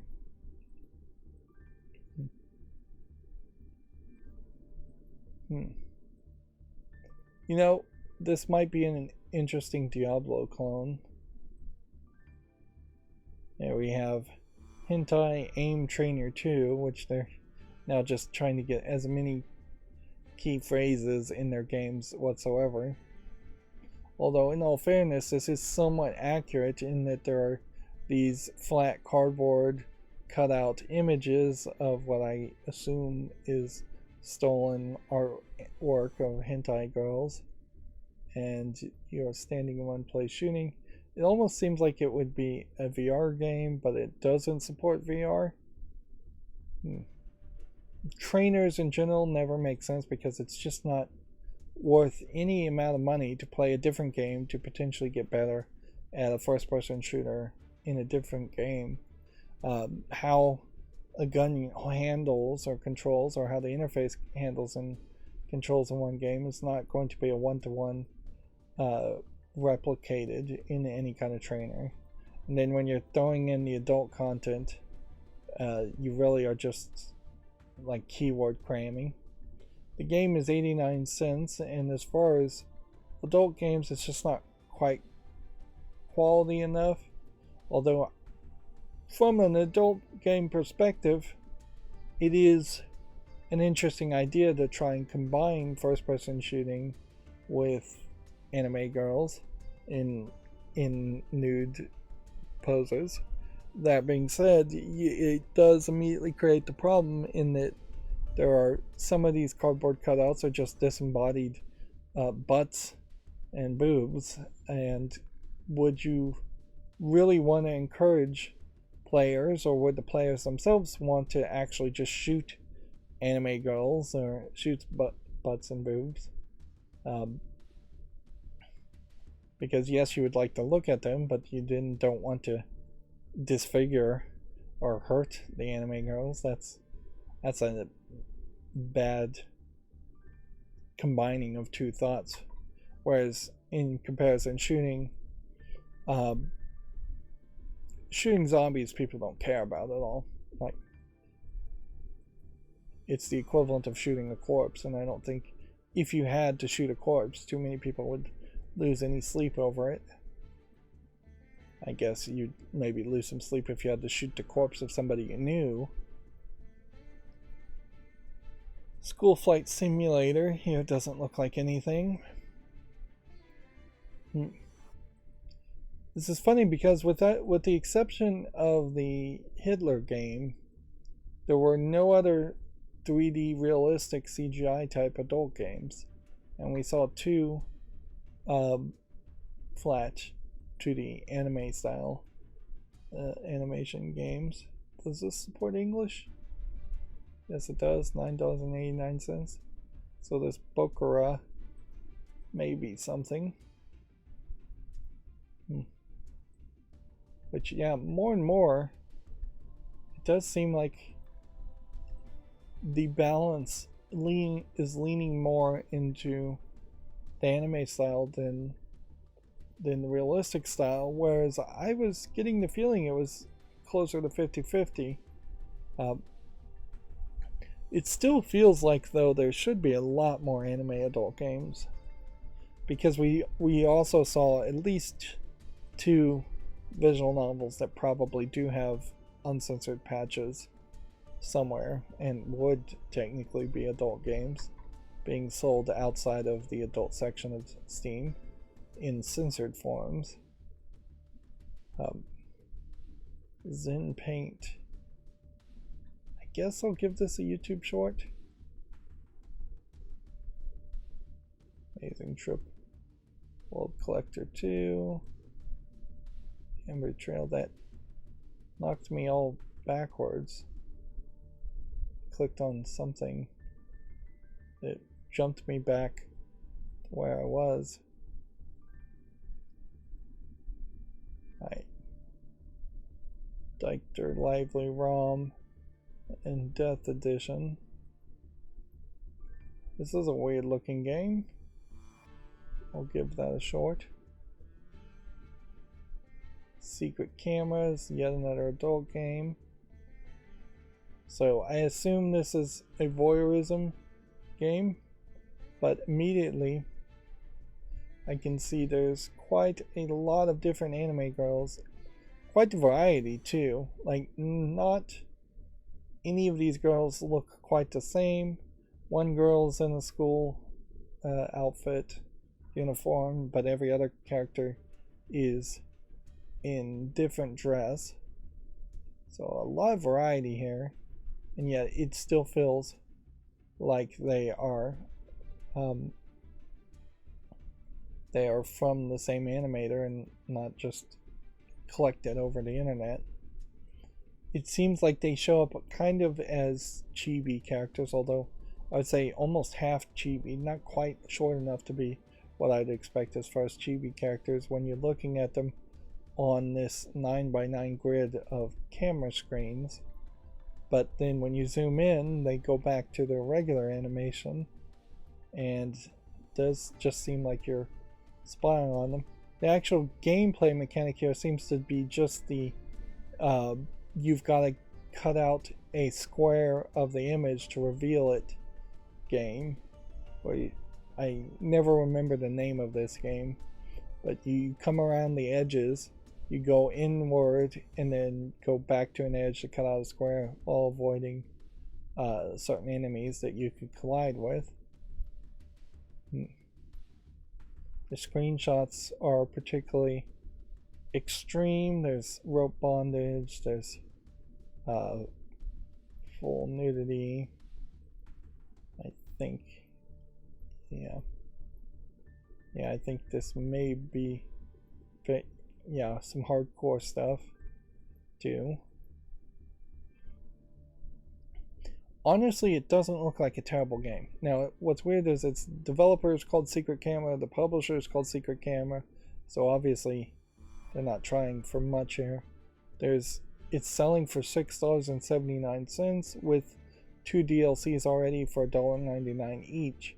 So you're approaching $10 for this game, and it's English and Chinese in language, if that potentially scares you away or encourages you. They've mentioned here specifically in their mature content: alcohol, nudity, bondage, hypnosis, oral sex, sexual innuendo, sexual acts, multiple sexual intercourse, non-consensual intercourse, and strong language, which that really is the way every game should describe itself in the adult section, is just give a full briefing of everything here. And here we can show the collection of the characters here. Just a nice collection of characters. Now, it looks like you get about 6 images with each of these characters. So, if you have a favorite, you might have some problems there. This once again puts me in a weird position where I'd like to see if there are any reviews on this, so I'm going to put it on the fall list, which then just pollutes the fall list as far as having adult games in there. It's still not really the best gameplay mechanic ever, though, and I still don't feel like anybody has really cracked the code as far as an amazing gameplay mechanic that synergizes with adult content. Here's a Chess-Base 17 SE. I can't help but assume that Chess-Base probably is free off of Steam, or isn't even a software that actually people use.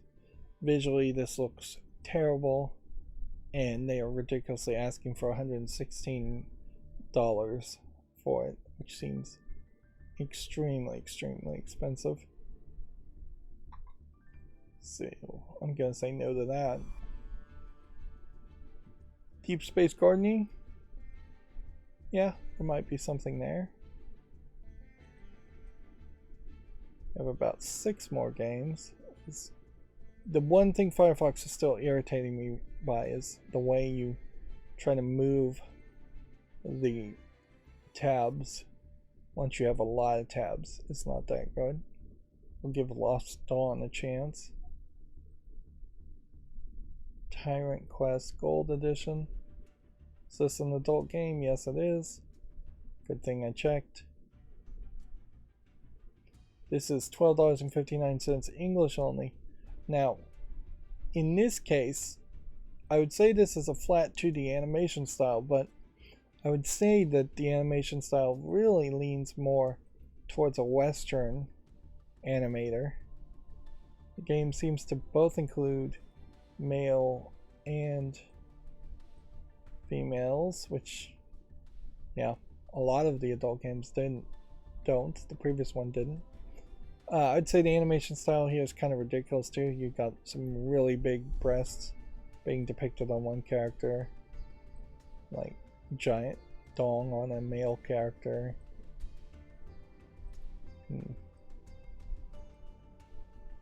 It, to me, seems like it's probably 100% just, here you have a threesome.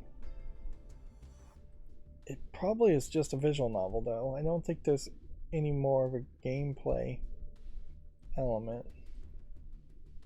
I thought there was a male on male scene, but no, it's all straight from what I can tell.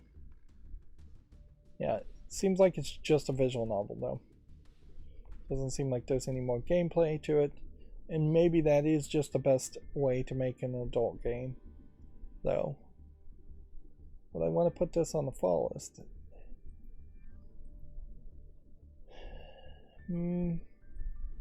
Probably not.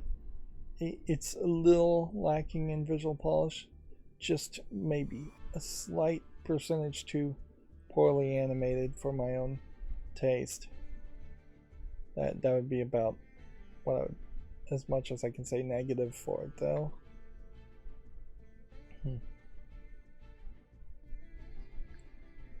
But yeah, it very possibly is the case where the visual novel format is the format that works for adult content and the only format that works. It kind of would make some sense too. Like in the regular porn world, how many interactive porns have you ever seen? Very few, I imagine. And porn is just a disposable type of entertainment anyways, that you may just want more variety instead of interactivity. Baldy Bounce here. I think I'm going to say no to it. I was trying to think over my head if there was some way I could justify this and say yes, but I just am not seeing quite enough gameplay to say it's worth playing. Paranoia Place. Yep. I'll give that a chance. Do we have another adult game here? Yes, we do. Opportunity, a sugar baby story. So, this is a more Western animation style again, and you're getting a pretty large diversity of girls in this screenshot, where you have a very pale white girl, a fairly dark black lady, or girl, I don't know why I said lady on one and girl on the other, and then a fairly fat looking, I would have to say Asian by the squinty eyes character. So yeah, a lot of variety there. And then the sex scenes though may be all around one guy, or maybe multiple guys.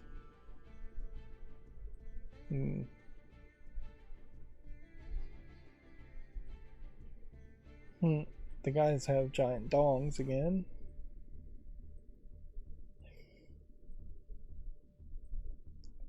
I have to, at a certain level, applaud a game that's going to have, of its three main characters, one be a very fat girl compared to the standard animation style of super skinny. The girl in the middle here is pretty muscly. Sniper Ranger says he has to go to work. He'll watch the rest later. Thank you, Sniper Ranger, for swinging by and saying hi.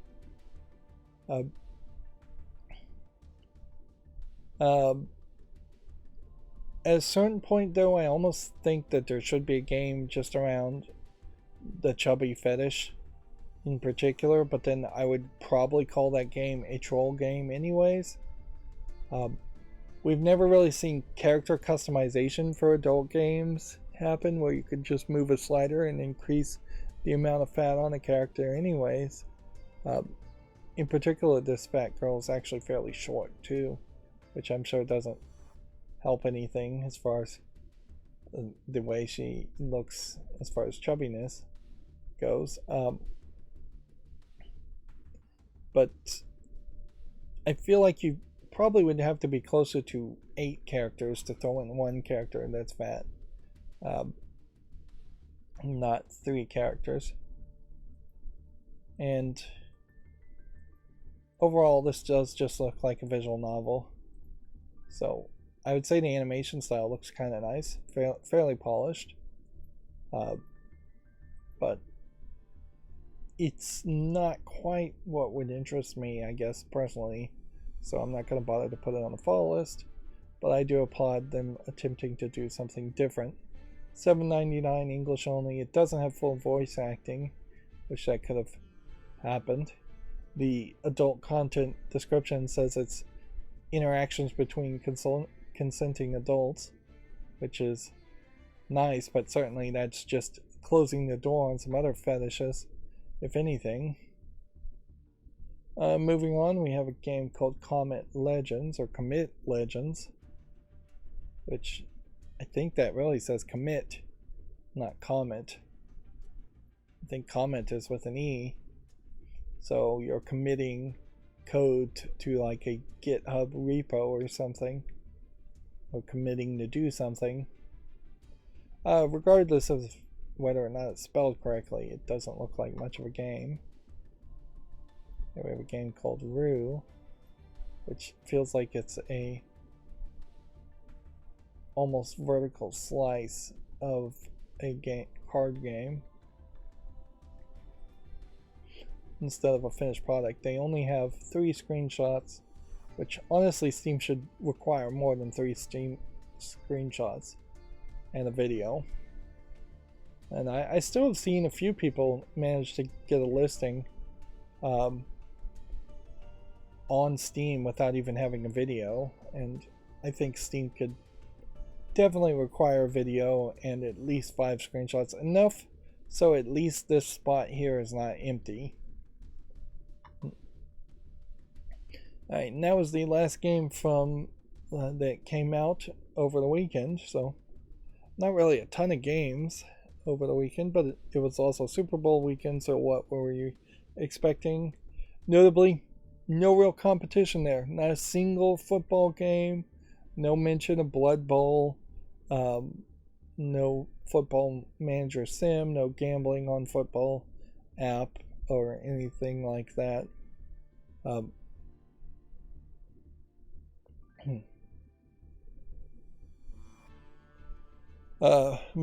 Moving on to the GameDeveloper.com articles, the Outriders developer People Can Fly is switching to self-publishing. Now, wasn't People Can Fly working with Gearbox Publishing, which Gearbox Publishing I don't think could ever really did a good job? And weren't they the makers of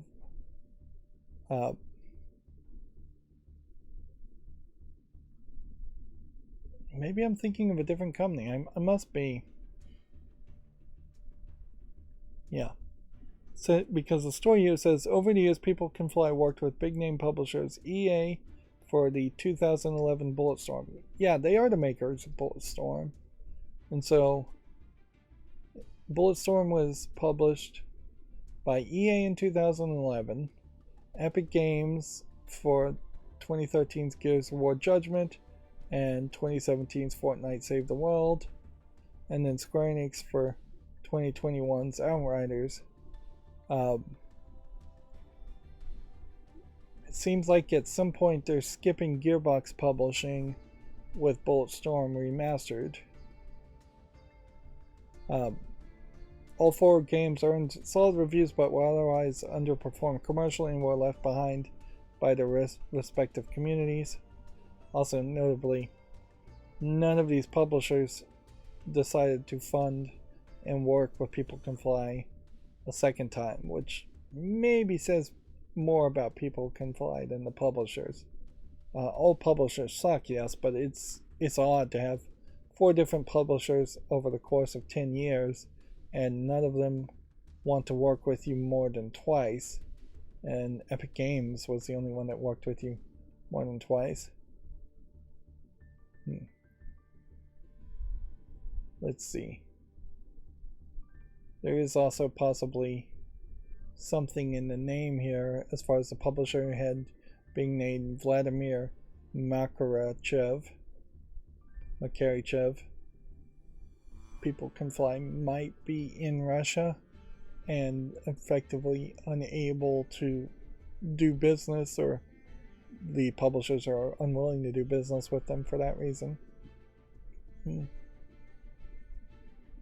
Or maybe they're in Ukraine or any European bloc, Eastern Bloc country.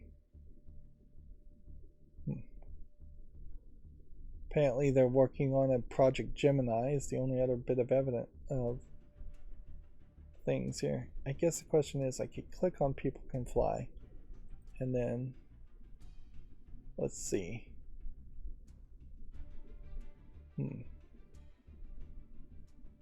What this tells us. Management of board of People Can Fly Group has adopted a development strategy for the company and People Can Fly Group. Most of the games for the group's portfolio will be developed in self-publishing model. Company plans to further reinforce game development teams, and to implement a new strategy, the company will raise proceeds from a new issue of shares worth a bunch of money, it looks like.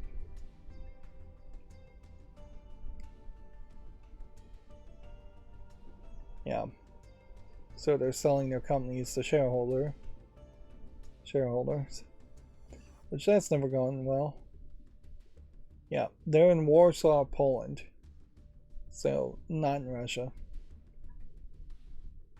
Okay, at least that answers that. But yeah, as far as People Can Fly games, none of them super amazing. Bulletstorm is really, I think, the only one I've even played.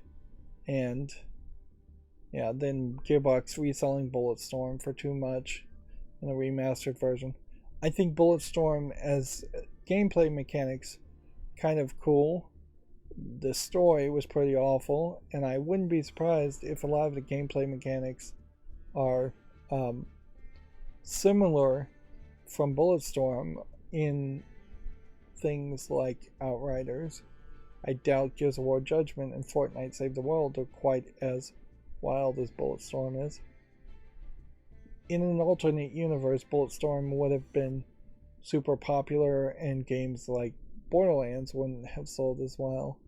And then we would have seen People Can Fly turn into a company as big and as successful as Gearbox is, which is to say they eventually just would get acquired by Embracer Group. But yeah, I think Bulletstorm, with its edgy, high amount of cussing game story, hurt a lot of people's attention around it.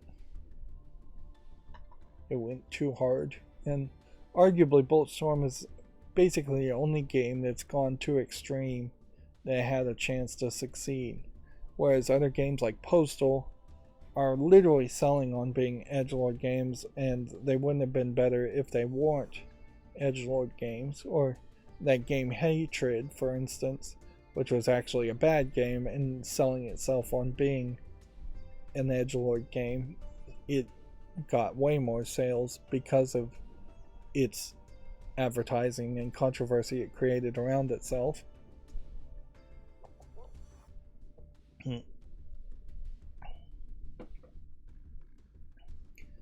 Moving on, Ubisoft broke the Division 2 while working to update the Division 2. Massive Entertainment is working to get the Division 2's build system back online so it can properly update before the season starts. That seems like a incredible poorly run company at that point. If you're working in development and you somehow break the development environment completely, or you break production environments, the version of the game you push out to the people who are actually going to use it while developing. That's just a bad sandboxing in a development environment. It sounds something like what I would do in my own home labs, as far as like my smart home, which I did literally break something in my smart home programming just earlier today.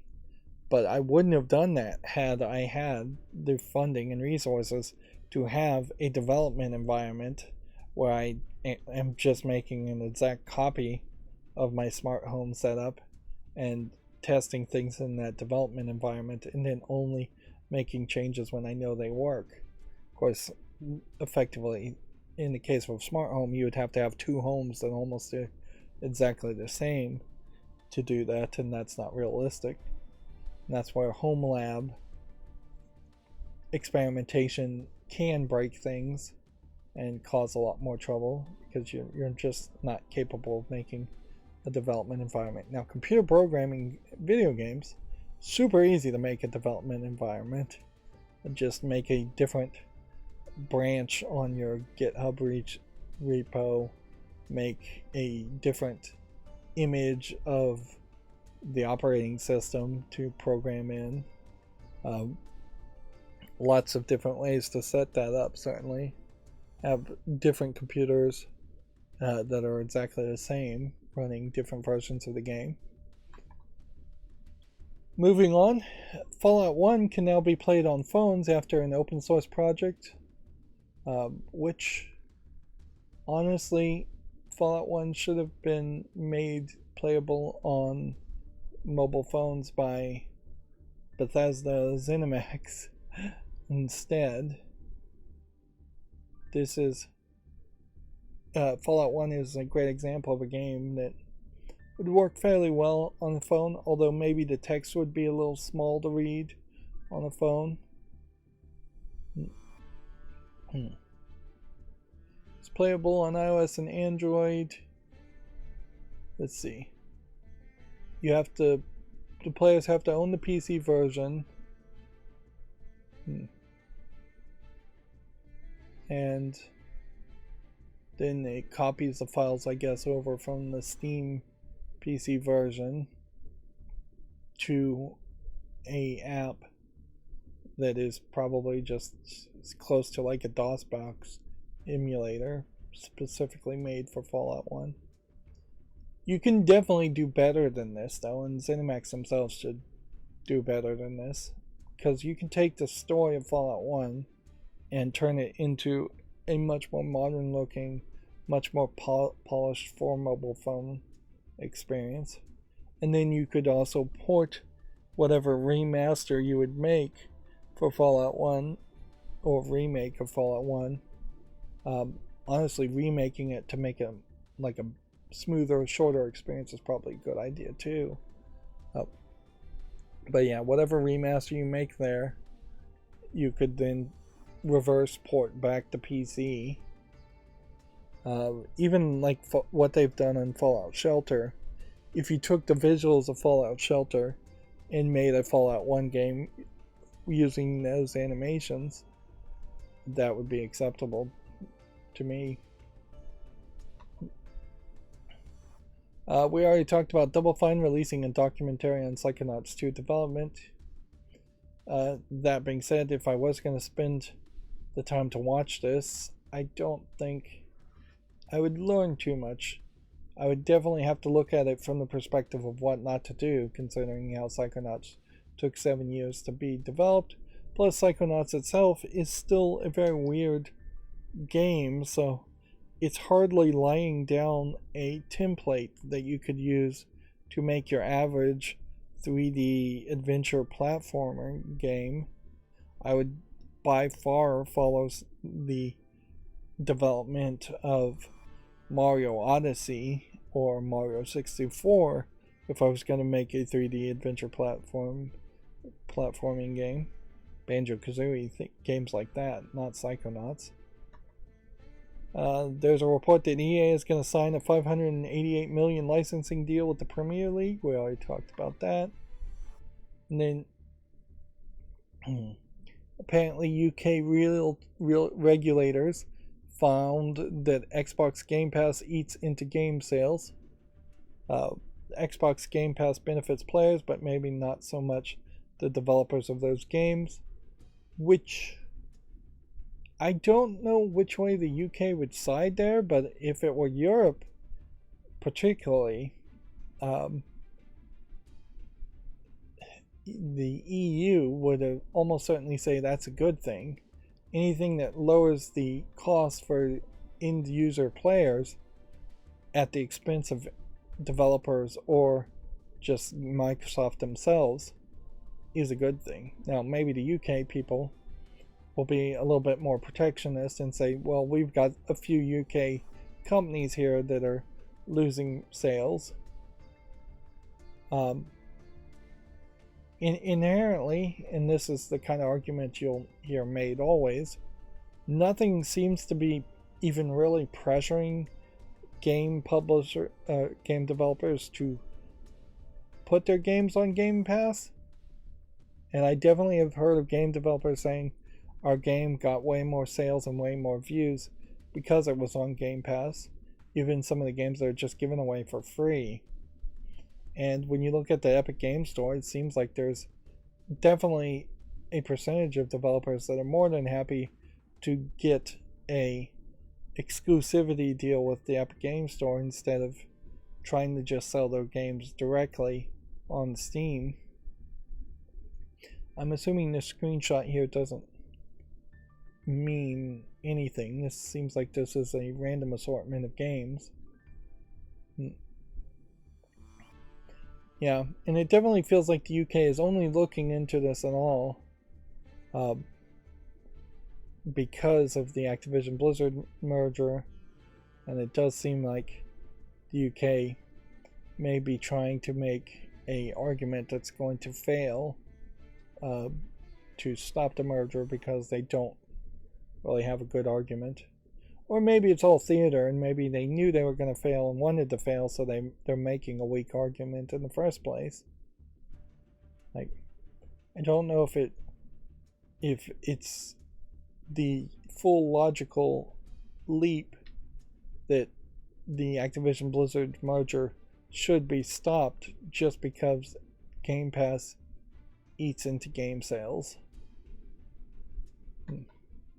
And at a certain point, I don't know if a regulator body really should even be upset if there are less sales. It's kind of crazy in general that there would be a government body whose potential goal would be to have more sales of any product at all and to help businesses stay in business, where ideally the government's would be better off encouraging its citizens to save their money, buy bonds into their country instead, and work towards retirement, save up for any extra health care, although that's paid for in the UK, pay your taxes more often, buy things that are absolutely necessary, and only those things. Like the Chinese credit score, where you're dinged if you buy video games or candy, but you're rewarded if you buy shoes for work. That kind of concept, as far as a social credit score, smacks in the face of a regulating body in the UK trying to do corporate protectionism, or trying to potentially create a system that encourages more citizens to spend money on video games in particular, which are auxiliary, not necessary purchases.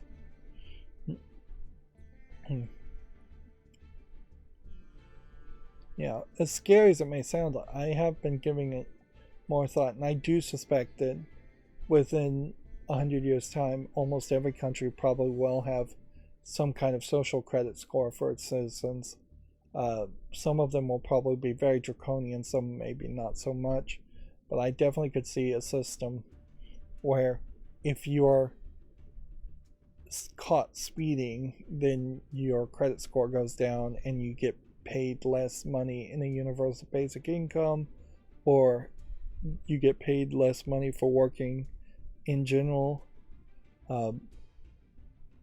We effectively, in the United States at least, already kind of have a system like that. It's just not very formalized, because if you go to jail, you're inherently, once you're in that system, you're inherently going to struggle to get good paying jobs and be forced to work jobs or go back to jail, ignoring the whole enslavement while you're in jail, where you're working for below minimum wage, far, far below minimum wage, slave wages, effectively. But yeah, just one conviction of particularly a felony follows you when you apply for every job.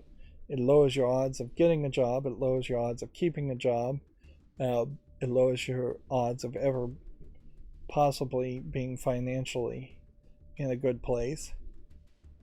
Yeah, it's a real unfair system, particularly when a significant amount of felonies are just because people own marijuana or have marijuana on them. Which is why there's been a heavy push to expunge marijuana records for everybody who's been convicted of having marijuana. Back to video games, though. There's a report Bobby Kotick will stay at Activision if the Microsoft merger fails. I think you don't even really have to call this a report at this. You can just assume this is true. It really does not seem like there would be any case whatsoever in which he would voluntarily leave if the merger failed, or be kicked out if the merger failed. He's probably just going to ride the ship all the way down. Once again, we have an example of Bobby Kotick. This isn't even one of the better pictures I've seen of Bobby Kotick, but he does seem to have a nice collection of screenshots of him that looking fairly professional. Like, I'd say the hair's a little rough and the smile on the face is a little goofy, but you've got a suit and a tie and he looks as professional. He's maybe smiling a little too much, showing teeth is maybe unnecessary in a professional smile, but compared to many other people I've seen in the game industry, where they're wearing leather jackets and their bellies are showing, and they have wild hair, or they're wearing jeans, jeans and a t-shirt. Bobby Kotick feels like the only person who comes from that older generation line of thinking, in that he actually dresses like a professional. I don't even think Major Nelson really dresses as nice as Bobby Kotick does. And yeah, there's something to be said, particularly if you're a CEO, to just assume that the suit is your uniform and you should just dress for success, because you're going to eventually have to take meetings with other people outside of the game industry who are going to be in suits, and you're going to want to be taken seriously. You're going to have to go to banks and ask for loans and go to shareholder meetings, and that's what those kinds of people are going to expect you to look like. Moving on, there's a Get a Job, Xbox and PlayerUnknown Productions and more are hiring now. It's been a long time since GameDeveloper.com has mentioned its job listings, but yeah, after several massive layoffs, we've got like 4 companies that seem to be hiring 4 or 5 positions, which is not that much considering it's been somewhere around 50,000 plus people that have been laid off in the game industry in the past month. But yeah, it's nice. I also noticed that like Adafruit has a bunch of makerspace jobs similar to this, and I hadn't noticed that before. Although in all fairness, I don't think any of those I would qualify for any of those jobs, and a lot of them are very much positional.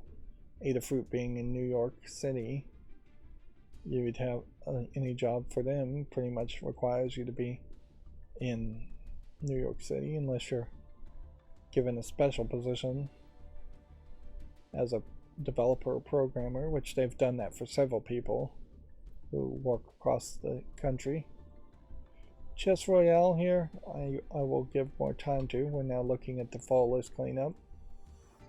Chess Mega Bundle, on the other hand, either I'm going to make a exception and say yes to this, or take it off. And I think I'd say no.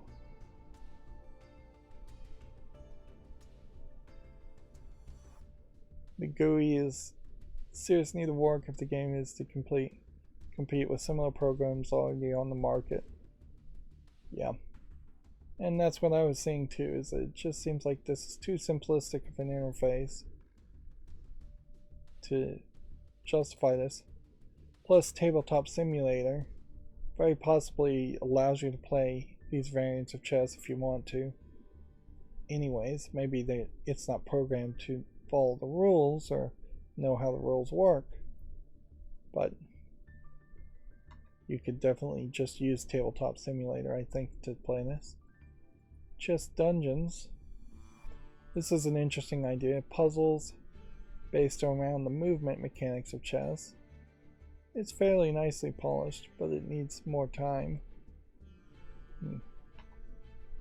Chess Defense Strategy is a tower defense game based on chess, and it needs more time. Chernobyl Inferno. This came out in January of 2022, and it has a lot of dark screenshot syndrome, and for that reason I'm going to say no to that. And then what do we have here? A Korean looking full motion video visual novel, I would guess.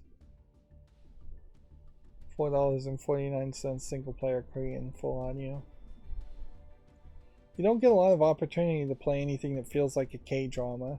Anything that's a visual novel definitely comes off more like an anime or a hentai. And K-dramas are definitely different. They're usually less extreme, so even just like holding hands there is a big deal. So yeah, I will put this on the wish list, although it would be very weird to play this game, certainly, as a video game.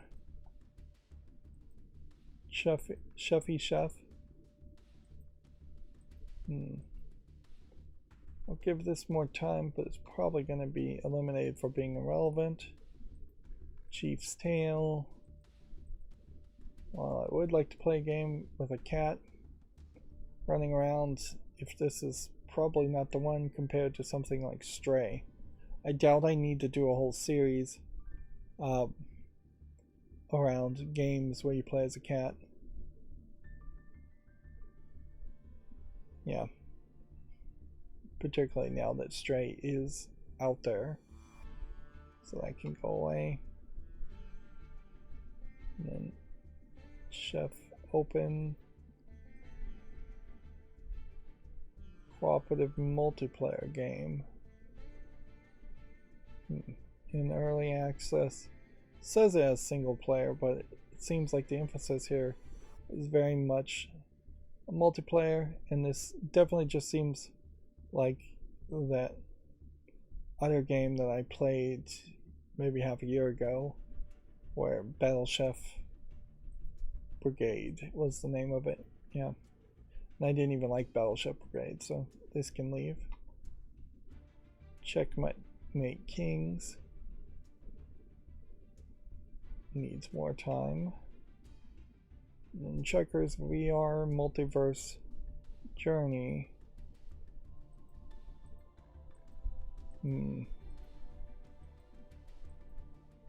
Seems to both have checkers and chess and some nice animation around it, but they're in VR, and honestly I just don't think I need this on the fall list because I'm almost certainly getting rid of all the VR games. This doesn't look terrible. Doesn't look amazing either. I am not certain that that the Tabletop Simulator doesn't have a VR version anyways, so that's very possibly already taken care of, or that's a better option. So let's start to spectate here, and we didn't go particularly too long, almost 3 hours. Yep. It is very weird how, just based on how much there is to talk about or how much I rant about things, I can swing between 2 hours and 30 minutes and 4 hours on a stream. There's really just no consistency there. Like, Twitter says I only have seen 7 new tweets since I started. I did start later in the evening, and it is Monday, but it definitely seems weird. Apparently WWE 2K23 has all of these characters in their roster. Is Vader actually a wrestler, or is this just Darth Vader? The rest of these definitely seem like characters that existed at some point, although I'm not sure all of them are wrestling now.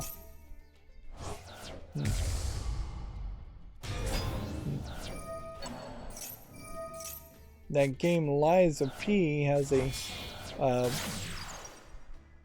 trailer. Kimetsu looks like they've changed their logo too. It's more black now, which Lies of P looked like a Pinocchio type Dark Souls looking game, for lack of a better description.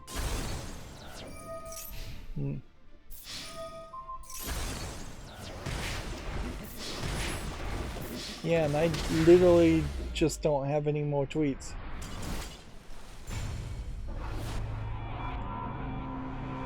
Yeah, and yet we still really don't have anywhere to replace Twitter with.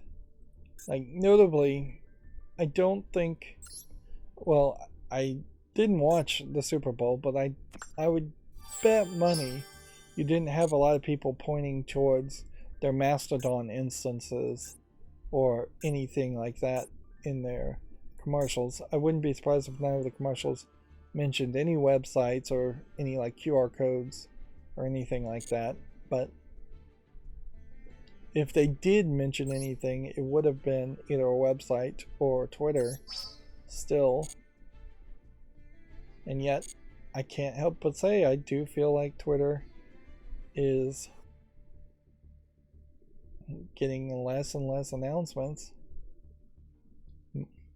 It does seem like there's at least 30% of the amount of traffic it was getting before, it's not getting any more.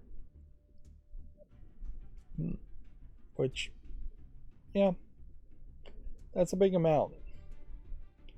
Anyways, I don't have anything else to say or do, so that's going to be it for this stream. As always, I ask you to like, share, subscribe, comment, and watch every second of my videos. If you want to friend or follow me on any social media sites, there's a whole bunch of links down below. And if you want to support me further, there's a link to Patreon, or you can friend me on Steam and get me a game off my wish list. Thank you for watching. Have a good evening.